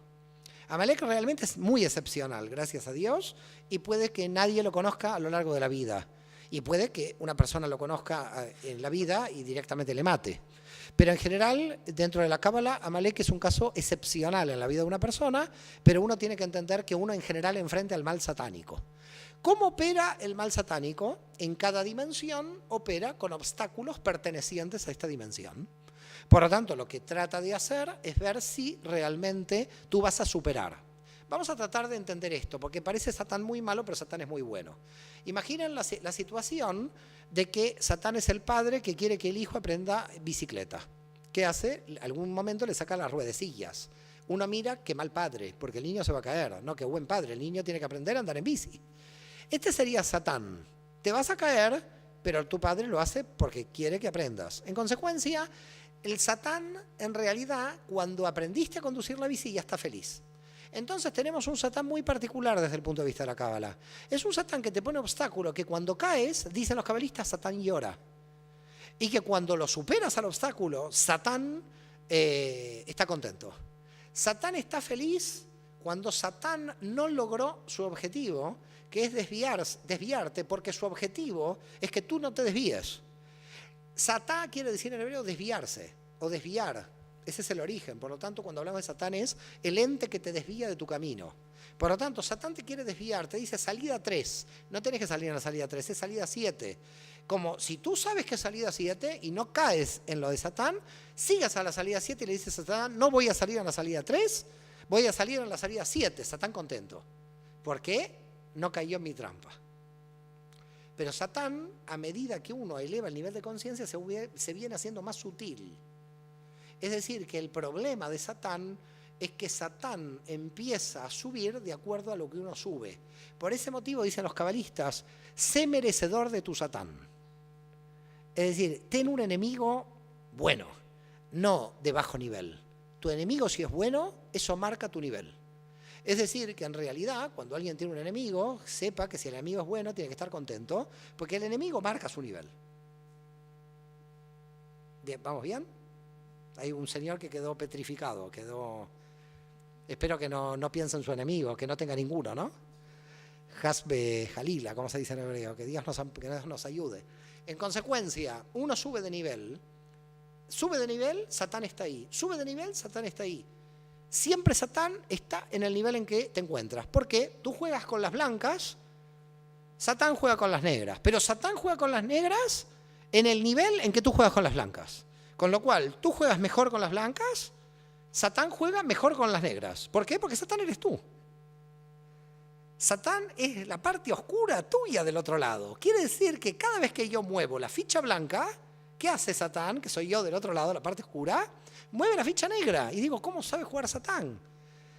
Si digo que es buen Satán, estoy muy bien, porque quiere decir que estoy aumentando de nivel. Lo que pasa es que en unos niveles altísimos, Satán es tan sutil que hay que pillarlo. Ahí el movimiento que me va a hacer la negra, porque el movimiento que va a hacer la negra, las negras yo del ajedrez estoy hablando, queda claro, de las damas es fácil. ¿Cómo lo puedo prever? Porque está utilizando mi misma inteligencia en la parte oscura. Por lo tanto, yo estoy pensando en función de las blancas, él en función de las negras. Y llega un momento que, ¿qué hago? Porque parece ser que no puedo derrotar a las negras hasta que me doy cuenta que no tengo que derrotar a las negras. Hasta que me tengo que dar cuenta que las negras también son blancas. Porque son las que cada vez me están dando más luz, porque me están haciendo aprender más.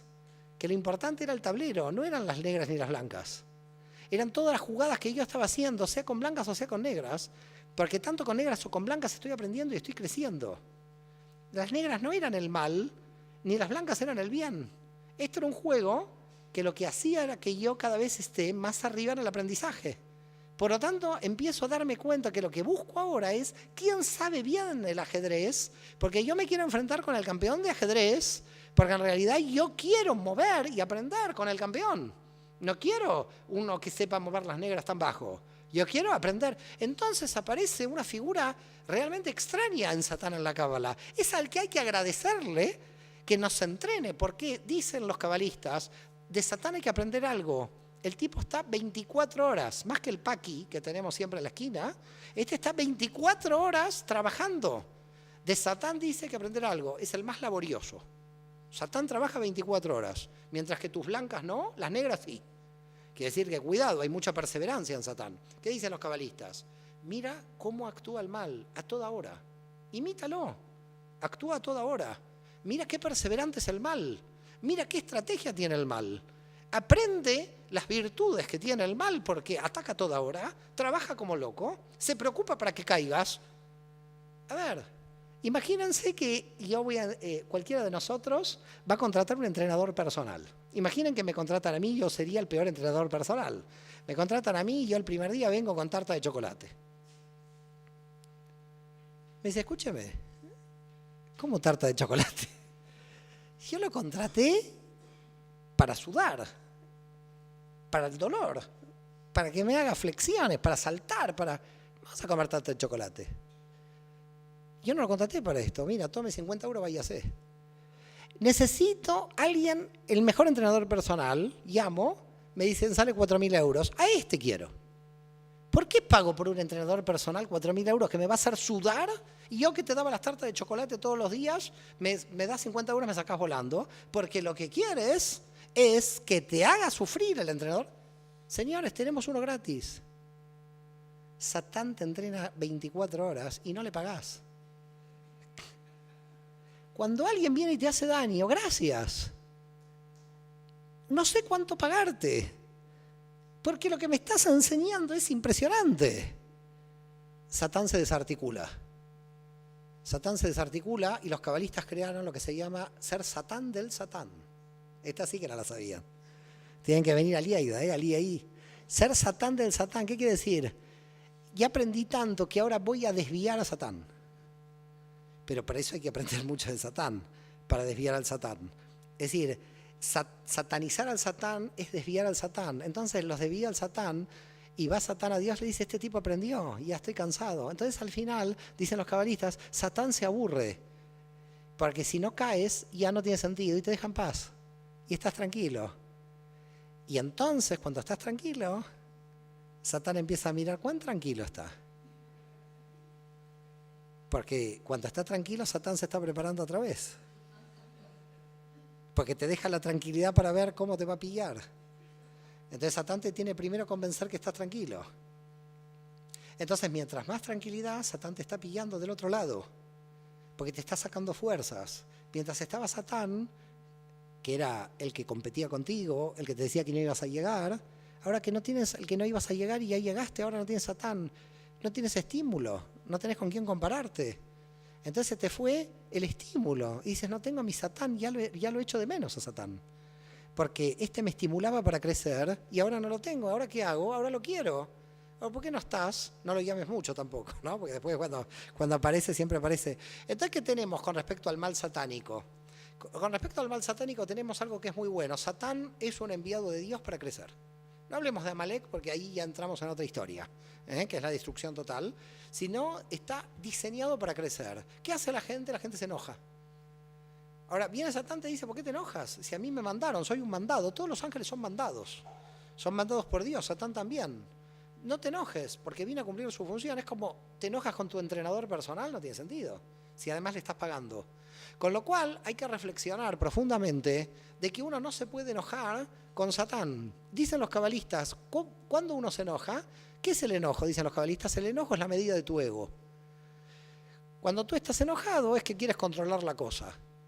Mucha gente dice, soy creyente, creo en Dios. Le pasa algo, se cayó el agua, me enojé. ¿Cómo me enojé? Si estaba predestinado. No tenés que enojarte. El que se enoja realmente no cree en Dios. Porque si crees en Dios no te puedes enojar. En consecuencia, no entiendes que todo está predestinado. Entonces, ¿te enojaste? Ya está, estás cortado. Te cortaste de la divinidad. Porque en realidad estás pretendiendo de que va a suceder algo que está en contra de lo que tú quieres que suceda.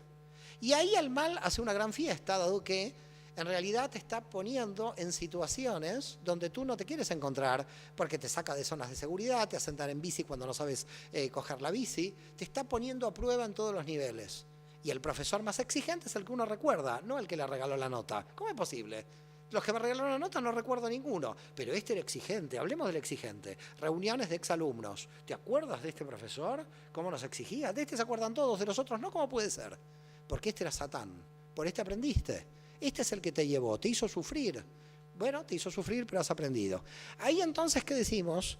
Si nosotros entendemos la naturaleza del Satán como un permanente crecimiento a partir de cualquier obstáculo que te suceda en la vida, todos los obstáculos en realidad no hay que aceptarlos con resignación. Esto no es sabiduría india, esto es cábala. Hay que aceptarlos por comprensión.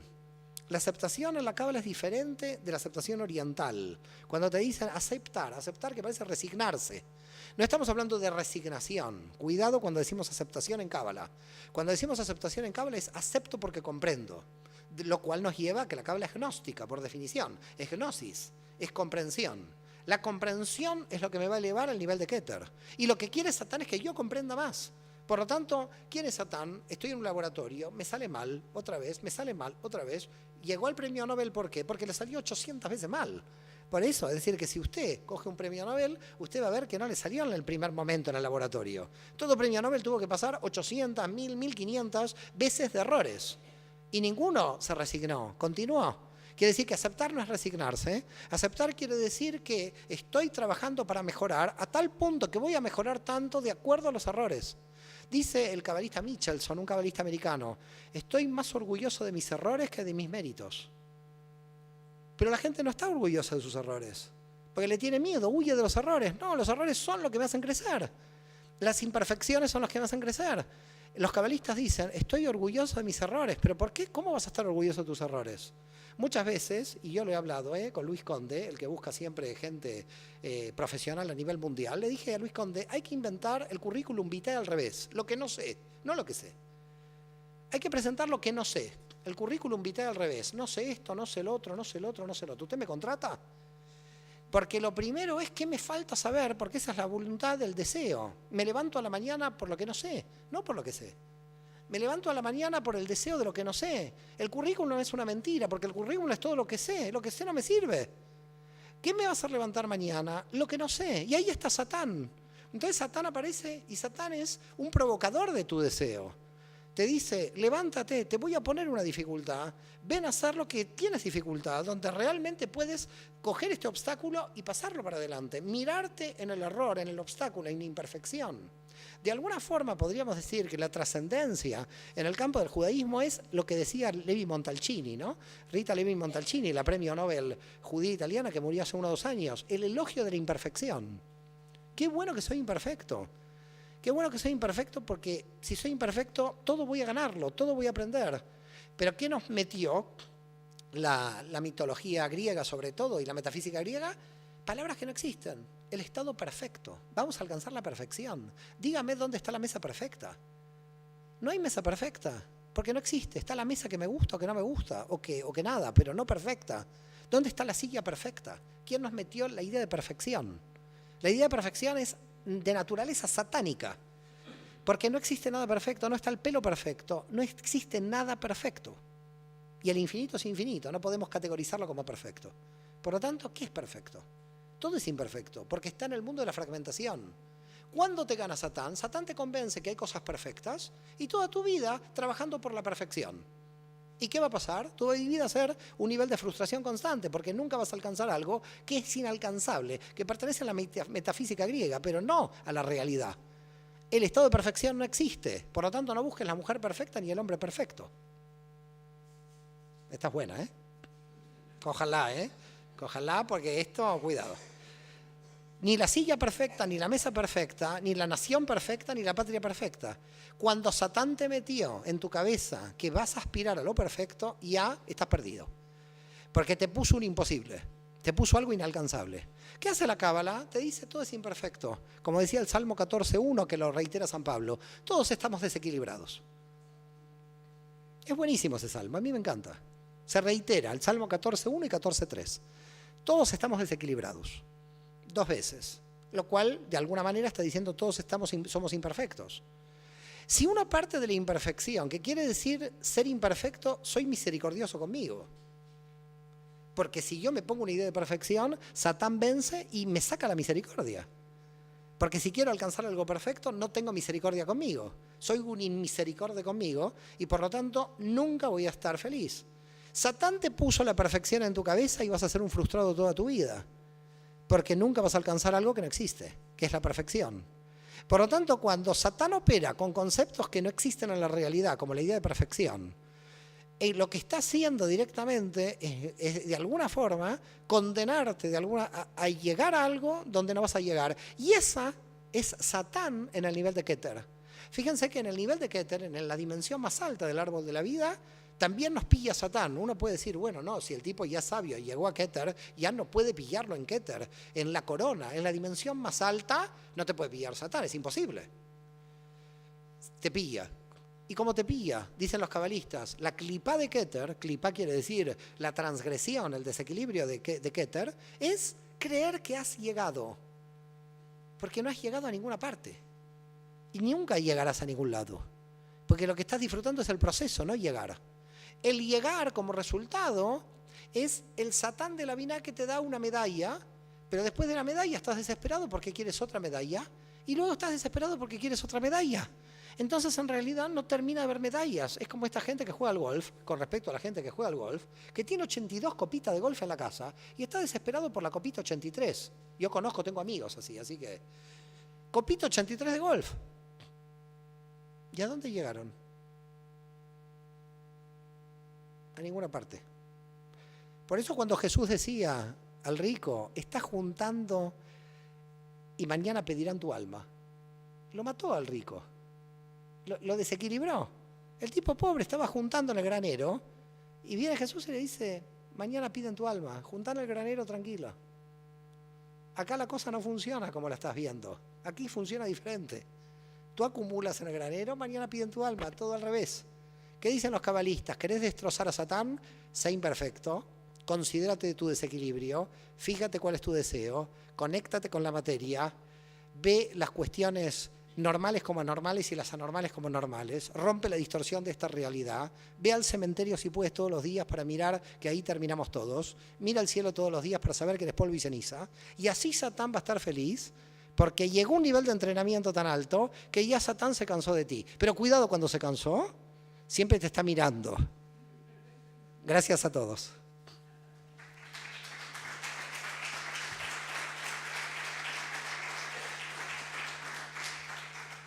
Muy bien, tenemos 30 y pico de minutos, 35 minutos para preguntas. Aquí el tiempo pasa muy rápido en Lleida, no sé qué sucede. Lleida está en otro tiempo y espacio.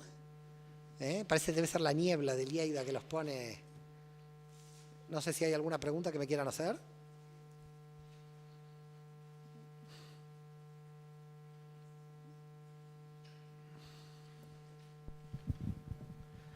Buenas tardes. Digo, perdone, aunque no sé hebreo, pero sí que he leído que la interpretación esta que usted nos apuntó de la relación esta de la reacción del faraón que endureció su corazón, yo la había leído como que Dios fortaleció el corazón del faraón. En este sentido, endureció. ¿podríamos entender que también Satán actuó en ese momento? Sí, totalmente, claro. Es decir, no hay que desvincular a Satán de Dios, porque es lo peor que se puede hacer. Por eso es el final del libro de Job, ya lo sabemos, porque Satán cuando desafía a Dios es como que no tiene ningún sentido. ¿Cómo va a desafiar a Dios? En realidad Satán no desafía a Dios, desafía a Job, en el sentido de que es Job el que tiene que decidir si finalmente puede aguantar lo que le viene. En consecuencia, Satán desafía a Job para ver si Job realmente puede pasar todas sus pruebas. Libro muy complicado en la teología, el de Job, ¿no? Porque mucha gente no le gusta nada ese libro. Jung lo estudió muy bien, porque para mí es uno de los libros más importantes del texto bíblico. En el sentido de, aparece el mal, y cuidado, porque en el libro de Job no aparece un mal en el interior, viene del exterior. Con lo cual, el libro de Job lo que está mostrando es que hay un mal de entidad externa. ¿Se entiende lo que estoy diciendo? No es algo de que él era envidioso, celoso, tenía ataques de iracundia. No estamos hablando del mal interior. A él le atacaron desgracias del exterior, murieron sus hijos, bueno, ya conocen un poco la historia, perdió todo, quedó enfermo, bueno, directamente terminó y el hombre no entendía cuál era el motivo. Y al final no se entiende nada el motivo. Porque lo que se entiende es ver hasta dónde el hombre puede llegar a sostener su voluntad de querer seguir viviendo y encontrar el sentido, porque al final era la búsqueda de Job. Y Job, de alguna manera, llegó a un nivel donde dijo, yo ya no puedo llegar a entender por qué me ponen a prueba en este nivel, pero yo tengo que seguir, porque tengo que continuar el camino, ¿no? Era un desarrollo mucho mayor de la voluntad que del conocimiento. Es curioso que Maimónides, con respecto a Job, dice, Job era justo, pero no sabio. En el sentido de que las preguntas que le hace a Dios no es de sabio, porque un sabio no se tendría que hacer esas preguntas. Sobre todo porque al propio Maimónides en su biografía le había pasado grandes desgracias. Se había muerto su primera esposa, sus 2 hijos y su hermano que le mantenía económicamente. Y estuvo un año en la cama con depresión. Cuando termina de ese año de depresión, luego de que muere la esposa y los 2 hijos, y también el hermano, es cuando dice, entendí el mal y ahora voy a escribir la Guía de los Perplejos. Cuando él escribe la Guía de los Perplejos, luego se vuelve a casar, luego vuelve a tener un hijo y vuelve a ser económicamente más o menos apto cuando es médico del sultán.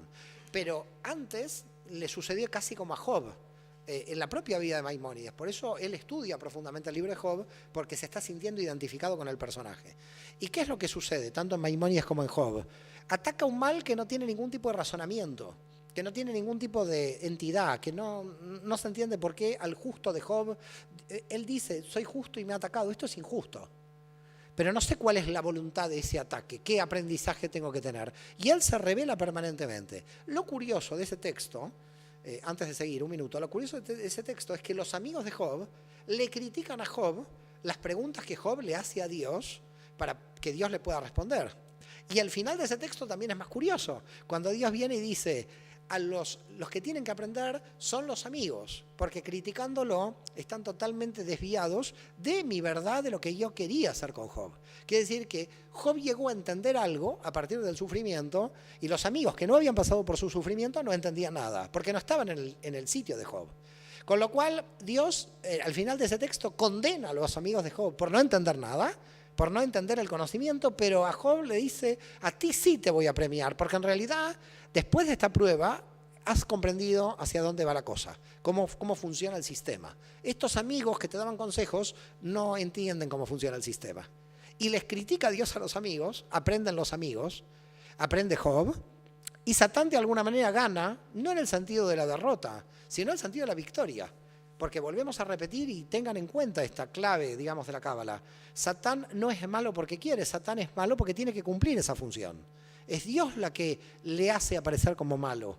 Él quiere que tú crezcas Con lo cual no es un malo per se, es un malo que te desafía para tu crecimiento. Siempre tomen en cuenta este punto, para poder entender esto. No sé si hay, creo que una pregunta aquí.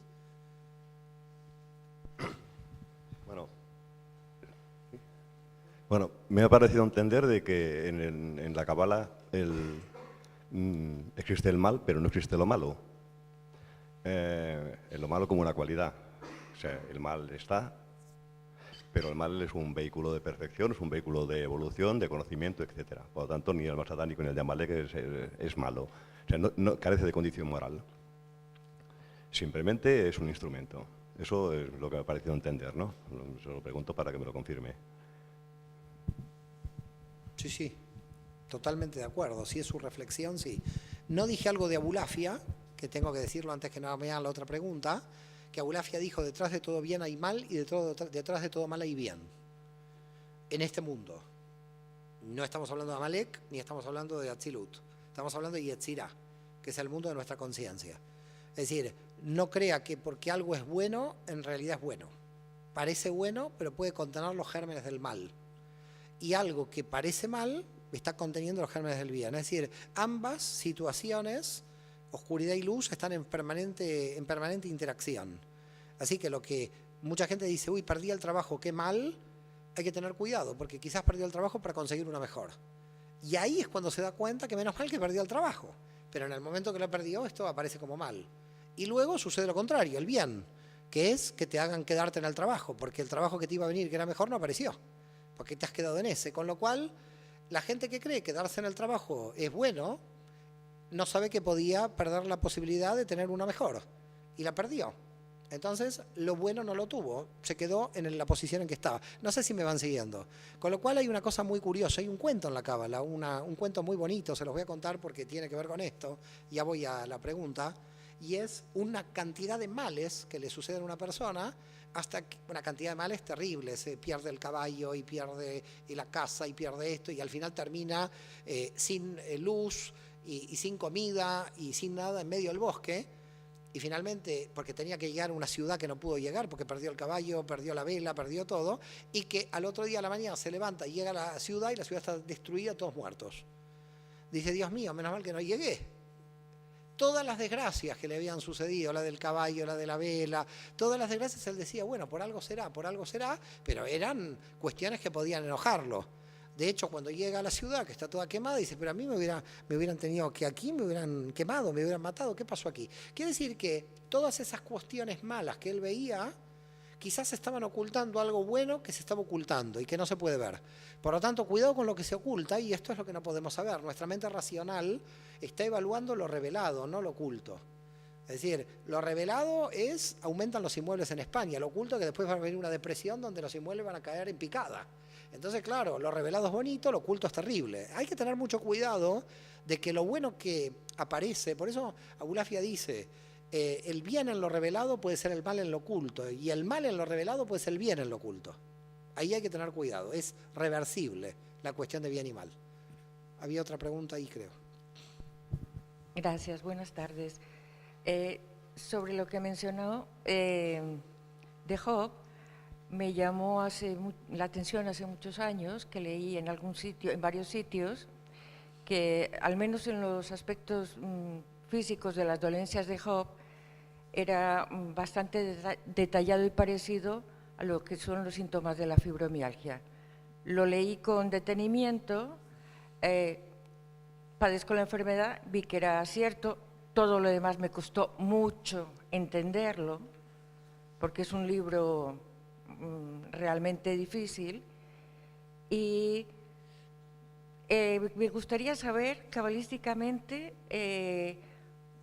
cómo se puede mejorar para según estas dolencias que parece que son físicas, no son físicas, o bueno, sí que son físicas, pero que los médicos dicen que no.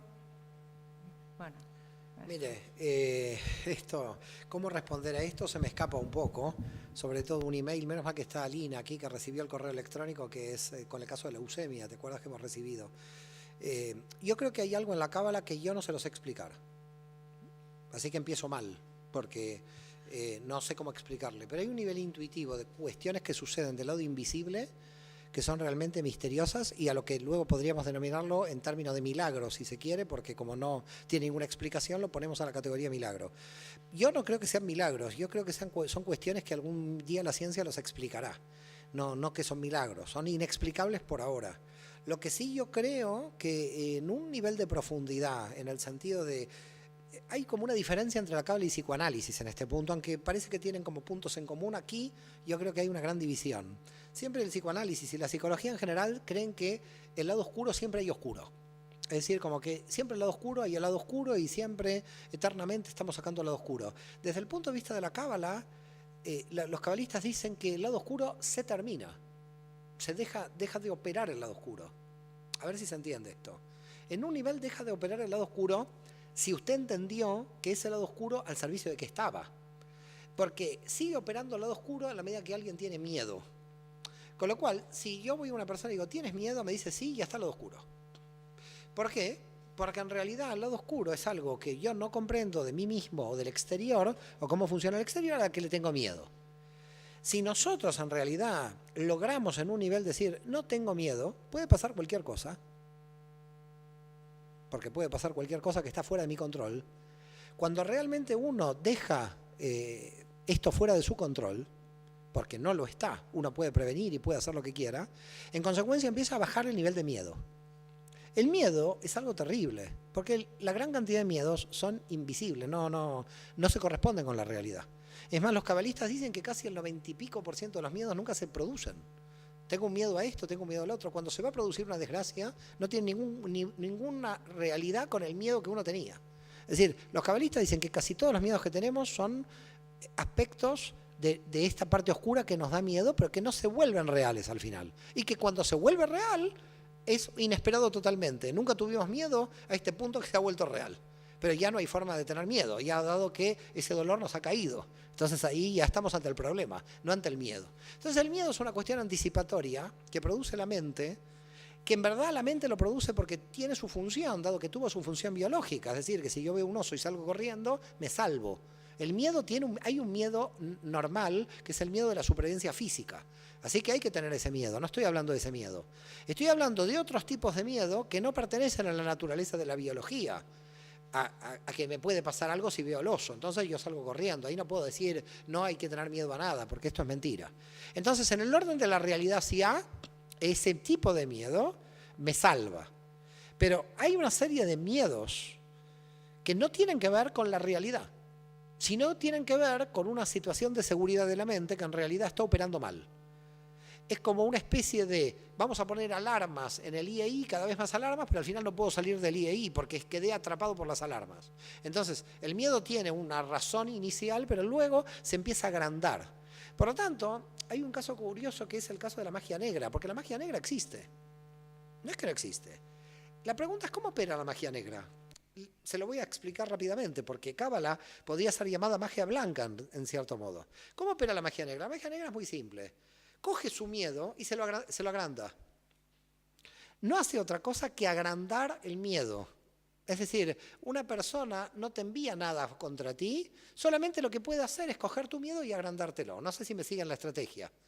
Con lo cual, cuando nosotros hablamos de magia negra, hablamos de que pertenece a una realidad. Es decir, ese mago negro está operando con una realidad, está operando con ese lado oscuro que tú no puedes resolver. Solo que el poder que tiene es elevártelo y exaltarlo y de alguna manera que le tengas mucho más miedo que el que tienes. Y por lo tanto aumenta tu categoría de miedo. La cábala, por el contrario, por supuesto no hace magia negra y tampoco psicoanálisis clásico, en el sentido que dice se puede llegar a integrar la parte oscura. Con lo cual cuando se dice eso se dice no tengo ningún miedo. Ahora, no tengo ningún miedo es terminar con el último miedo, que es el miedo a mi muerte física. Si yo no paso por ahí, voy a seguir teniendo miedo. Quiere decir que si yo defiendo el yo, siempre tengo miedo. Con lo cual, ¿cuál es el mal? La defensa del yo. Por ese motivo, cuando los místicos dicen hay que ser nada y la gente cree que es un estado de iluminación. No es un estado de iluminación. Hay que ser nada para no tener miedo y vivir feliz.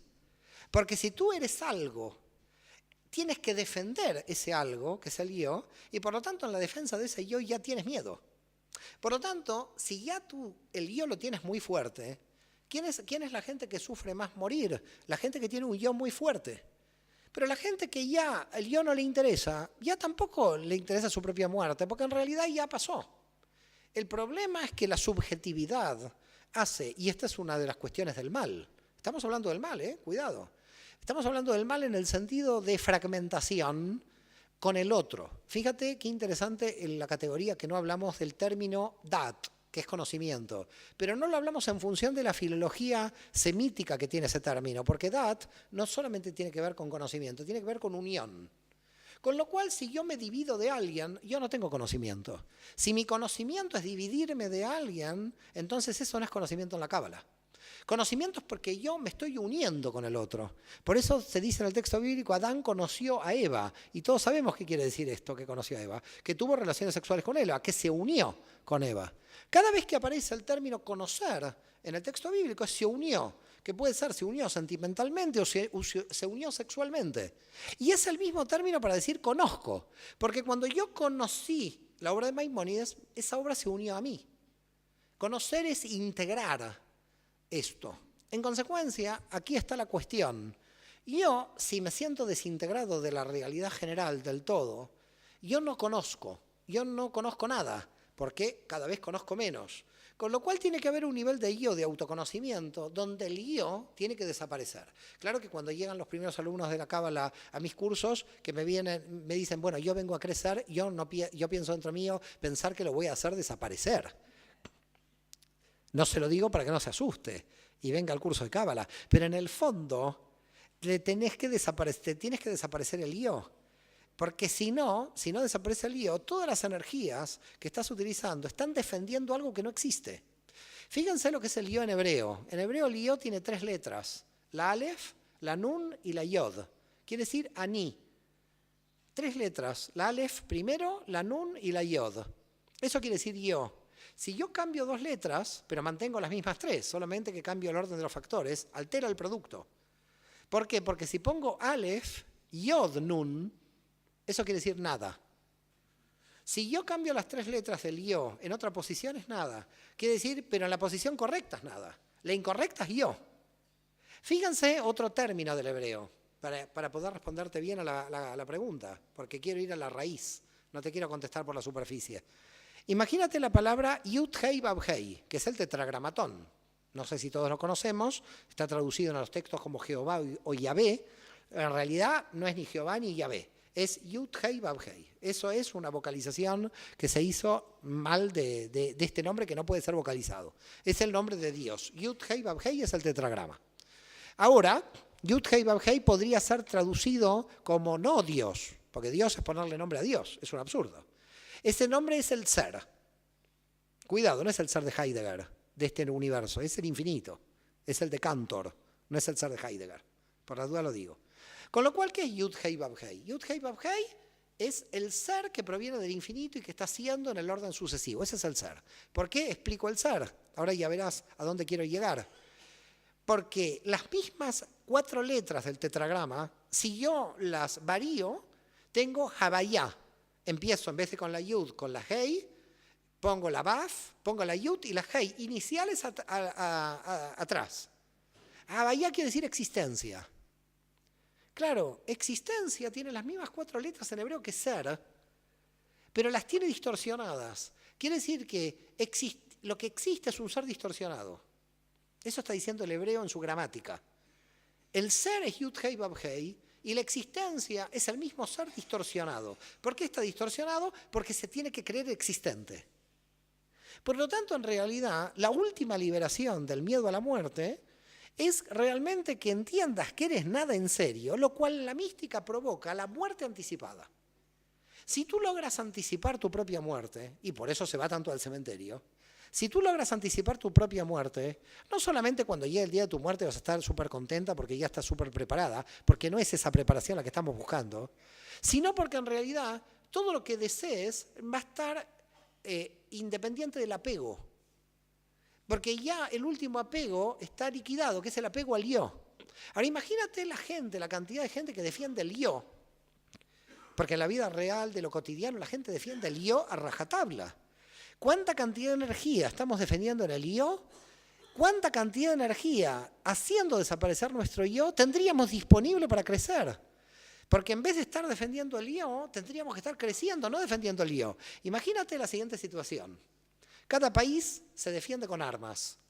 Acumulamos una cantidad de armas ya que no sé cuántas armas tenemos.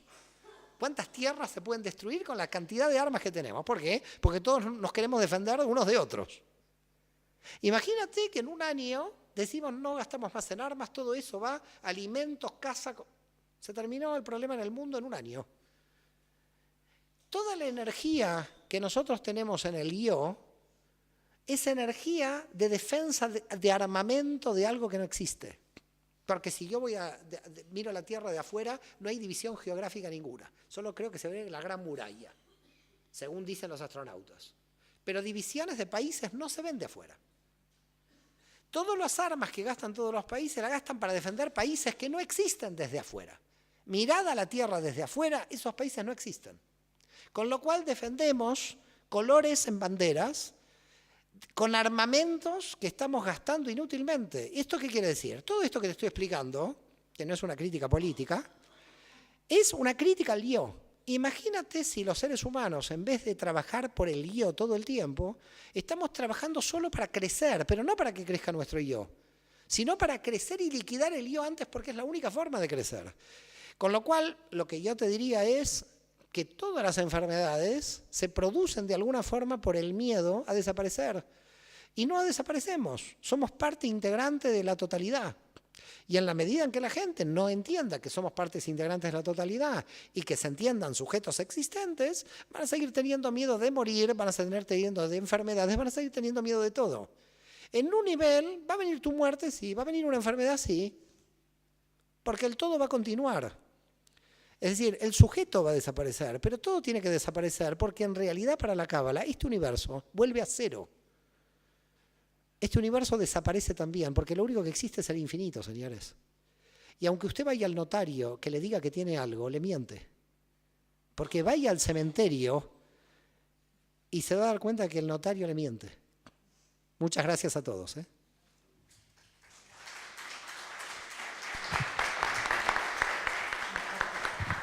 Perdón si había un notario en el seminario. Ahora yo caí en el enredo. ¿Se imaginan si hay un notario aquí? Perdón al notario que hay aquí. Bueno, tenemos 15 minutos más y tenemos preguntas. Bueno, hay un señor atrás, un minuto, hay un señor atrás que quiere... y después volvemos adelante. Bueno, no sé, ahí está el administrador del micro. Mario, para terminar de comprender lo de Job, Dios lo premia cuando él comprende y hace la aceptación desde el punto de vista cabalístico. Mira, hay mucha... Yo creo francamente que la Biblia no es un libro religioso, es un libro pedagógico. Que si tú coges la Biblia, es un gran libro de pedagogía. La religión fue un tema de poder por las cuestiones de poder. Pero digamos es un gran libro de pedagogía, que te enseña muchas cosas. Lo primero, a mi modo de ver, que enseña es que como somos todos imperfectos, ahí aparecen las imperfecciones de todos, porque Abraham expulsa a Ismael, la otra le miente al esposo, que es Rebeca, el hijo no acepta al padre. Bueno, es un culebrón colombiano, tiene menos cosas que la Biblia. Por lo tanto, si alguien quiere leer la Biblia hebrea, inclusive tiene un ansiolítico, ¿saben esto o no? ¿Saben que la gente toma ansiolíticos para dormir? Tenemos un libro para dormir, es el Levítico. ¿Saben esto? ¿Usted quiere dormir? Levítico. En 3 capítulos se durmió. Es uno de los libros más aburridos de la Biblia. Coja Levítico y duerma. La gente no coge esto, porque va a la farmacia y compra ansiolítico. Mira qué tonto, tiene ahí el ansiolítico gratuito. No lo digo en serio. La gente se ríe, coja Levítico, verá. Es una cosa imposible. Llega el primer capítulo se duerme. No, en el tercer capítulo ya hizo que el sacerdote subió y el humo y esto, ya se perdió. Pero tomado pedagógicamente, ahora volviendo a la pregunta, o a la reflexión, quizás más que a la pregunta, hay un montón de enseñanzas muy bonitas con respecto a esos ataques del mal que aparecen. Por ejemplo, otro libro hermosísimo es Jonás. Porque Jonás, además, hay un libro en castellano de 1988 de un cabalista que se llama Weintraub. Si quieren después se los envío vía IEI por el doctor Busqueta. a este libro de Weintraub, porque hace un análisis del libro de Jonás. Uno de los libros de mayor profundidad de la Cábala también que hay. ¿Y cuál es la pedagogía? Se acerca al tema de Job, por eso lo estoy citando, pero todavía con mayor profundidad, entiendo. Porque Jonás tiene su alma predeterminada. Su alma predeterminada es ir a ser profeta en Nínive y decirle a la gente de Nínive que estaba toda desequilibrada, que se tenía que equilibrar. Esta era la función que tenía Jonás. Pero Jonás no quiere hacer lo que el destino del alma tiene que hacer, y entonces ¿qué hace? Coge un barquito y se va para el otro lado. Para el otro lado quiere decir para España, no sé, se viene para aquí, quiere venir hasta aquí porque va por el Mediterráneo. Lo coge una tempestad, bueno, se lo come un pez grande, ¿no? Bueno, ¿qué vemos ahí, por ejemplo, pedagógicamente hablando? Jonás no reconoce, en principio, el sentido de su vida. Y el sentido de su vida era Nínive. Pero como tiene libre albedrío, coge y se va para otro lado. Luego, segunda parte, y aceptó que ese es el destino de su vida. Importante momento de Jonás también, porque dijo Jonás, yo ya no me voy a escapar, entendí que es el sentido de mi vida, me voy a Nínive. Va a Nínive y dice, Dios va a destruir la ciudad si no se arrepienten. ¿Qué pasó con la ciudad? Se arrepintió. Entonces Jonás se pone mal, se enoja. Y va Dios le dice, destruye la ciudad. Pero si el objetivo era que la gente se arrepienta. No, pero nadie me va a creer a mí, le apareció el ego. Primero Jonás tuvo un problema, no aceptó el destino de su alma, después lo aceptó. Pero ahora tenía otro problema. Pedía que se destruya la ciudad por el ego que tenía. Nadie va a creer que soy profeta. Porque si profeticé para que se destruya, hay que destruirla. No, tú profetizaste para que no se destruya, para que se arrepientan. No era la destrucción, era el arrepentimiento lo que se estaba buscando. Lo que van mostrando para mí los personajes bíblicos, y en este caso también Job, que se acerca a entender cuál es su camino, son como las distorsiones que los seres humanos hemos tenido a lo largo de la historia con la realidad, que nos fuimos perdiendo en nuestras propias elucubraciones y autojustificaciones, creando caminos que no tenían sentido, antinaturales, porque al final, como decía Yosef de Jicatilla, el gran cabalista discípulo de Abulafia, el mal es el bien en posición incorrecta. ¿Qué quiere decir el mal es el bien en posición incorrecta? Que el bien es el mal en posición correcta. Quiere decir que cuando hago algo correcto, era una fuerza que podía ser malvada, pero que la situé correctamente, la situé adecuadamente. La gente interpreta muy literalmente la cuestión del no adulterarás con la adúltera de Jesús y las piedras y todo esto. El no adulterio no tiene que ver con el adulterio exclusivamente sexual o matrimonial, si se quiere. Tiene que ver con lo que no corresponde en ese momento y en ese lugar. Porque se adultera, es como adulterar el combustible y ponerle agua. Eso se llama adulterio. ¿Por qué? Porque lo que hace el ser humano es que no se da cuenta dónde está situada esa energía. En consecuencia, los cabalistas dicen, cuidado, el mal y el bien no son dos cosas que están en las antípodas, solamente tienen que ver con la situación en que se encuentran. Si tú le cambias la situación a una energía que parece negativa, se puede volver positiva. Es decir, yo comer es una energía que yo gasto de manera buena en el momento que tengo que comer. Pero imaginen que vengo aquí a dar una conferencia y pongo aquí la manida para comer. No puedo hacerlo aquí, porque aquí estoy dando una conferencia, eso es malo. La gente dirá, está mal. O dar una conferencia mientras estoy comiendo también. No está adecuado.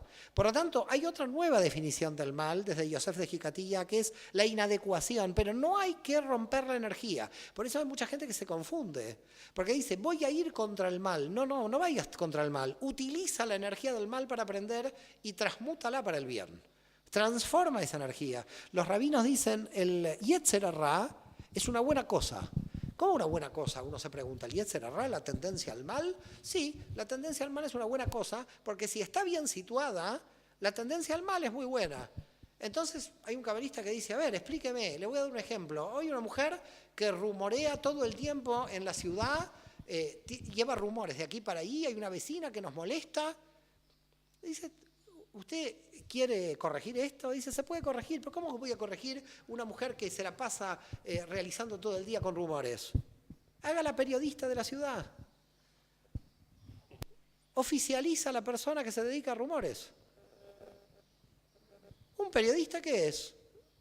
Una persona que se dedica a poder organizar los rumores, la información. La persona que está rumoreando está mal porque en el contexto que lo hace está mal. La cambia de contexto y está muy bien. Por lo tanto, puedo tener un empleado que es malo en el contexto en el que el empleado trabaja, pero si yo lo cambio de departamento es un empleado increíble, porque lo cambié de contexto. Entonces, ¿qué llegaron a la conclusión los cabalistas? No vayamos contra la energía del mal, porque la energía del mal es energía que no es mala ni buena, es en dónde está enfocada. Por lo tanto, muchas veces aparece el mal del mal enfoque que le damos. Y por lo tanto, ese es el problema de la pregunta que se hace básicamente Job. ¿Cómo está enfocando Dios esta energía? ¿Qué me está haciendo? Yo no entiendo el enfoque. ¿Hacia dónde vamos? Pero él sigue con la esperanza de intentar entenderlo. Su valor es la esperanza de intentar entenderlo. En el medio hay personajes que ni lo intentan entender. Como ejemplo la mujer de Job, no sé si la recuerdan, que le dijo, odia a Dios y mátate. Mira qué mujer tenía Job. Qué compañerita. En vez de decir, bueno, todo va a salir bien. No, le dijo, odia a Dios, niega a Dios y mátate. Este era un camino posible. Era un camino posible porque con lo que le había pasado era posible. Pero él tenía que entender que había un sentido. En definitiva, para que más o menos vaya quedando claro y además porque ya estamos como terminando para cerrar. Lo que se desconecta del sentido, eso es el mal. Pero cuando todo se conecta con un sentido, eso es el bien. Ahora sí, muchas gracias a todos.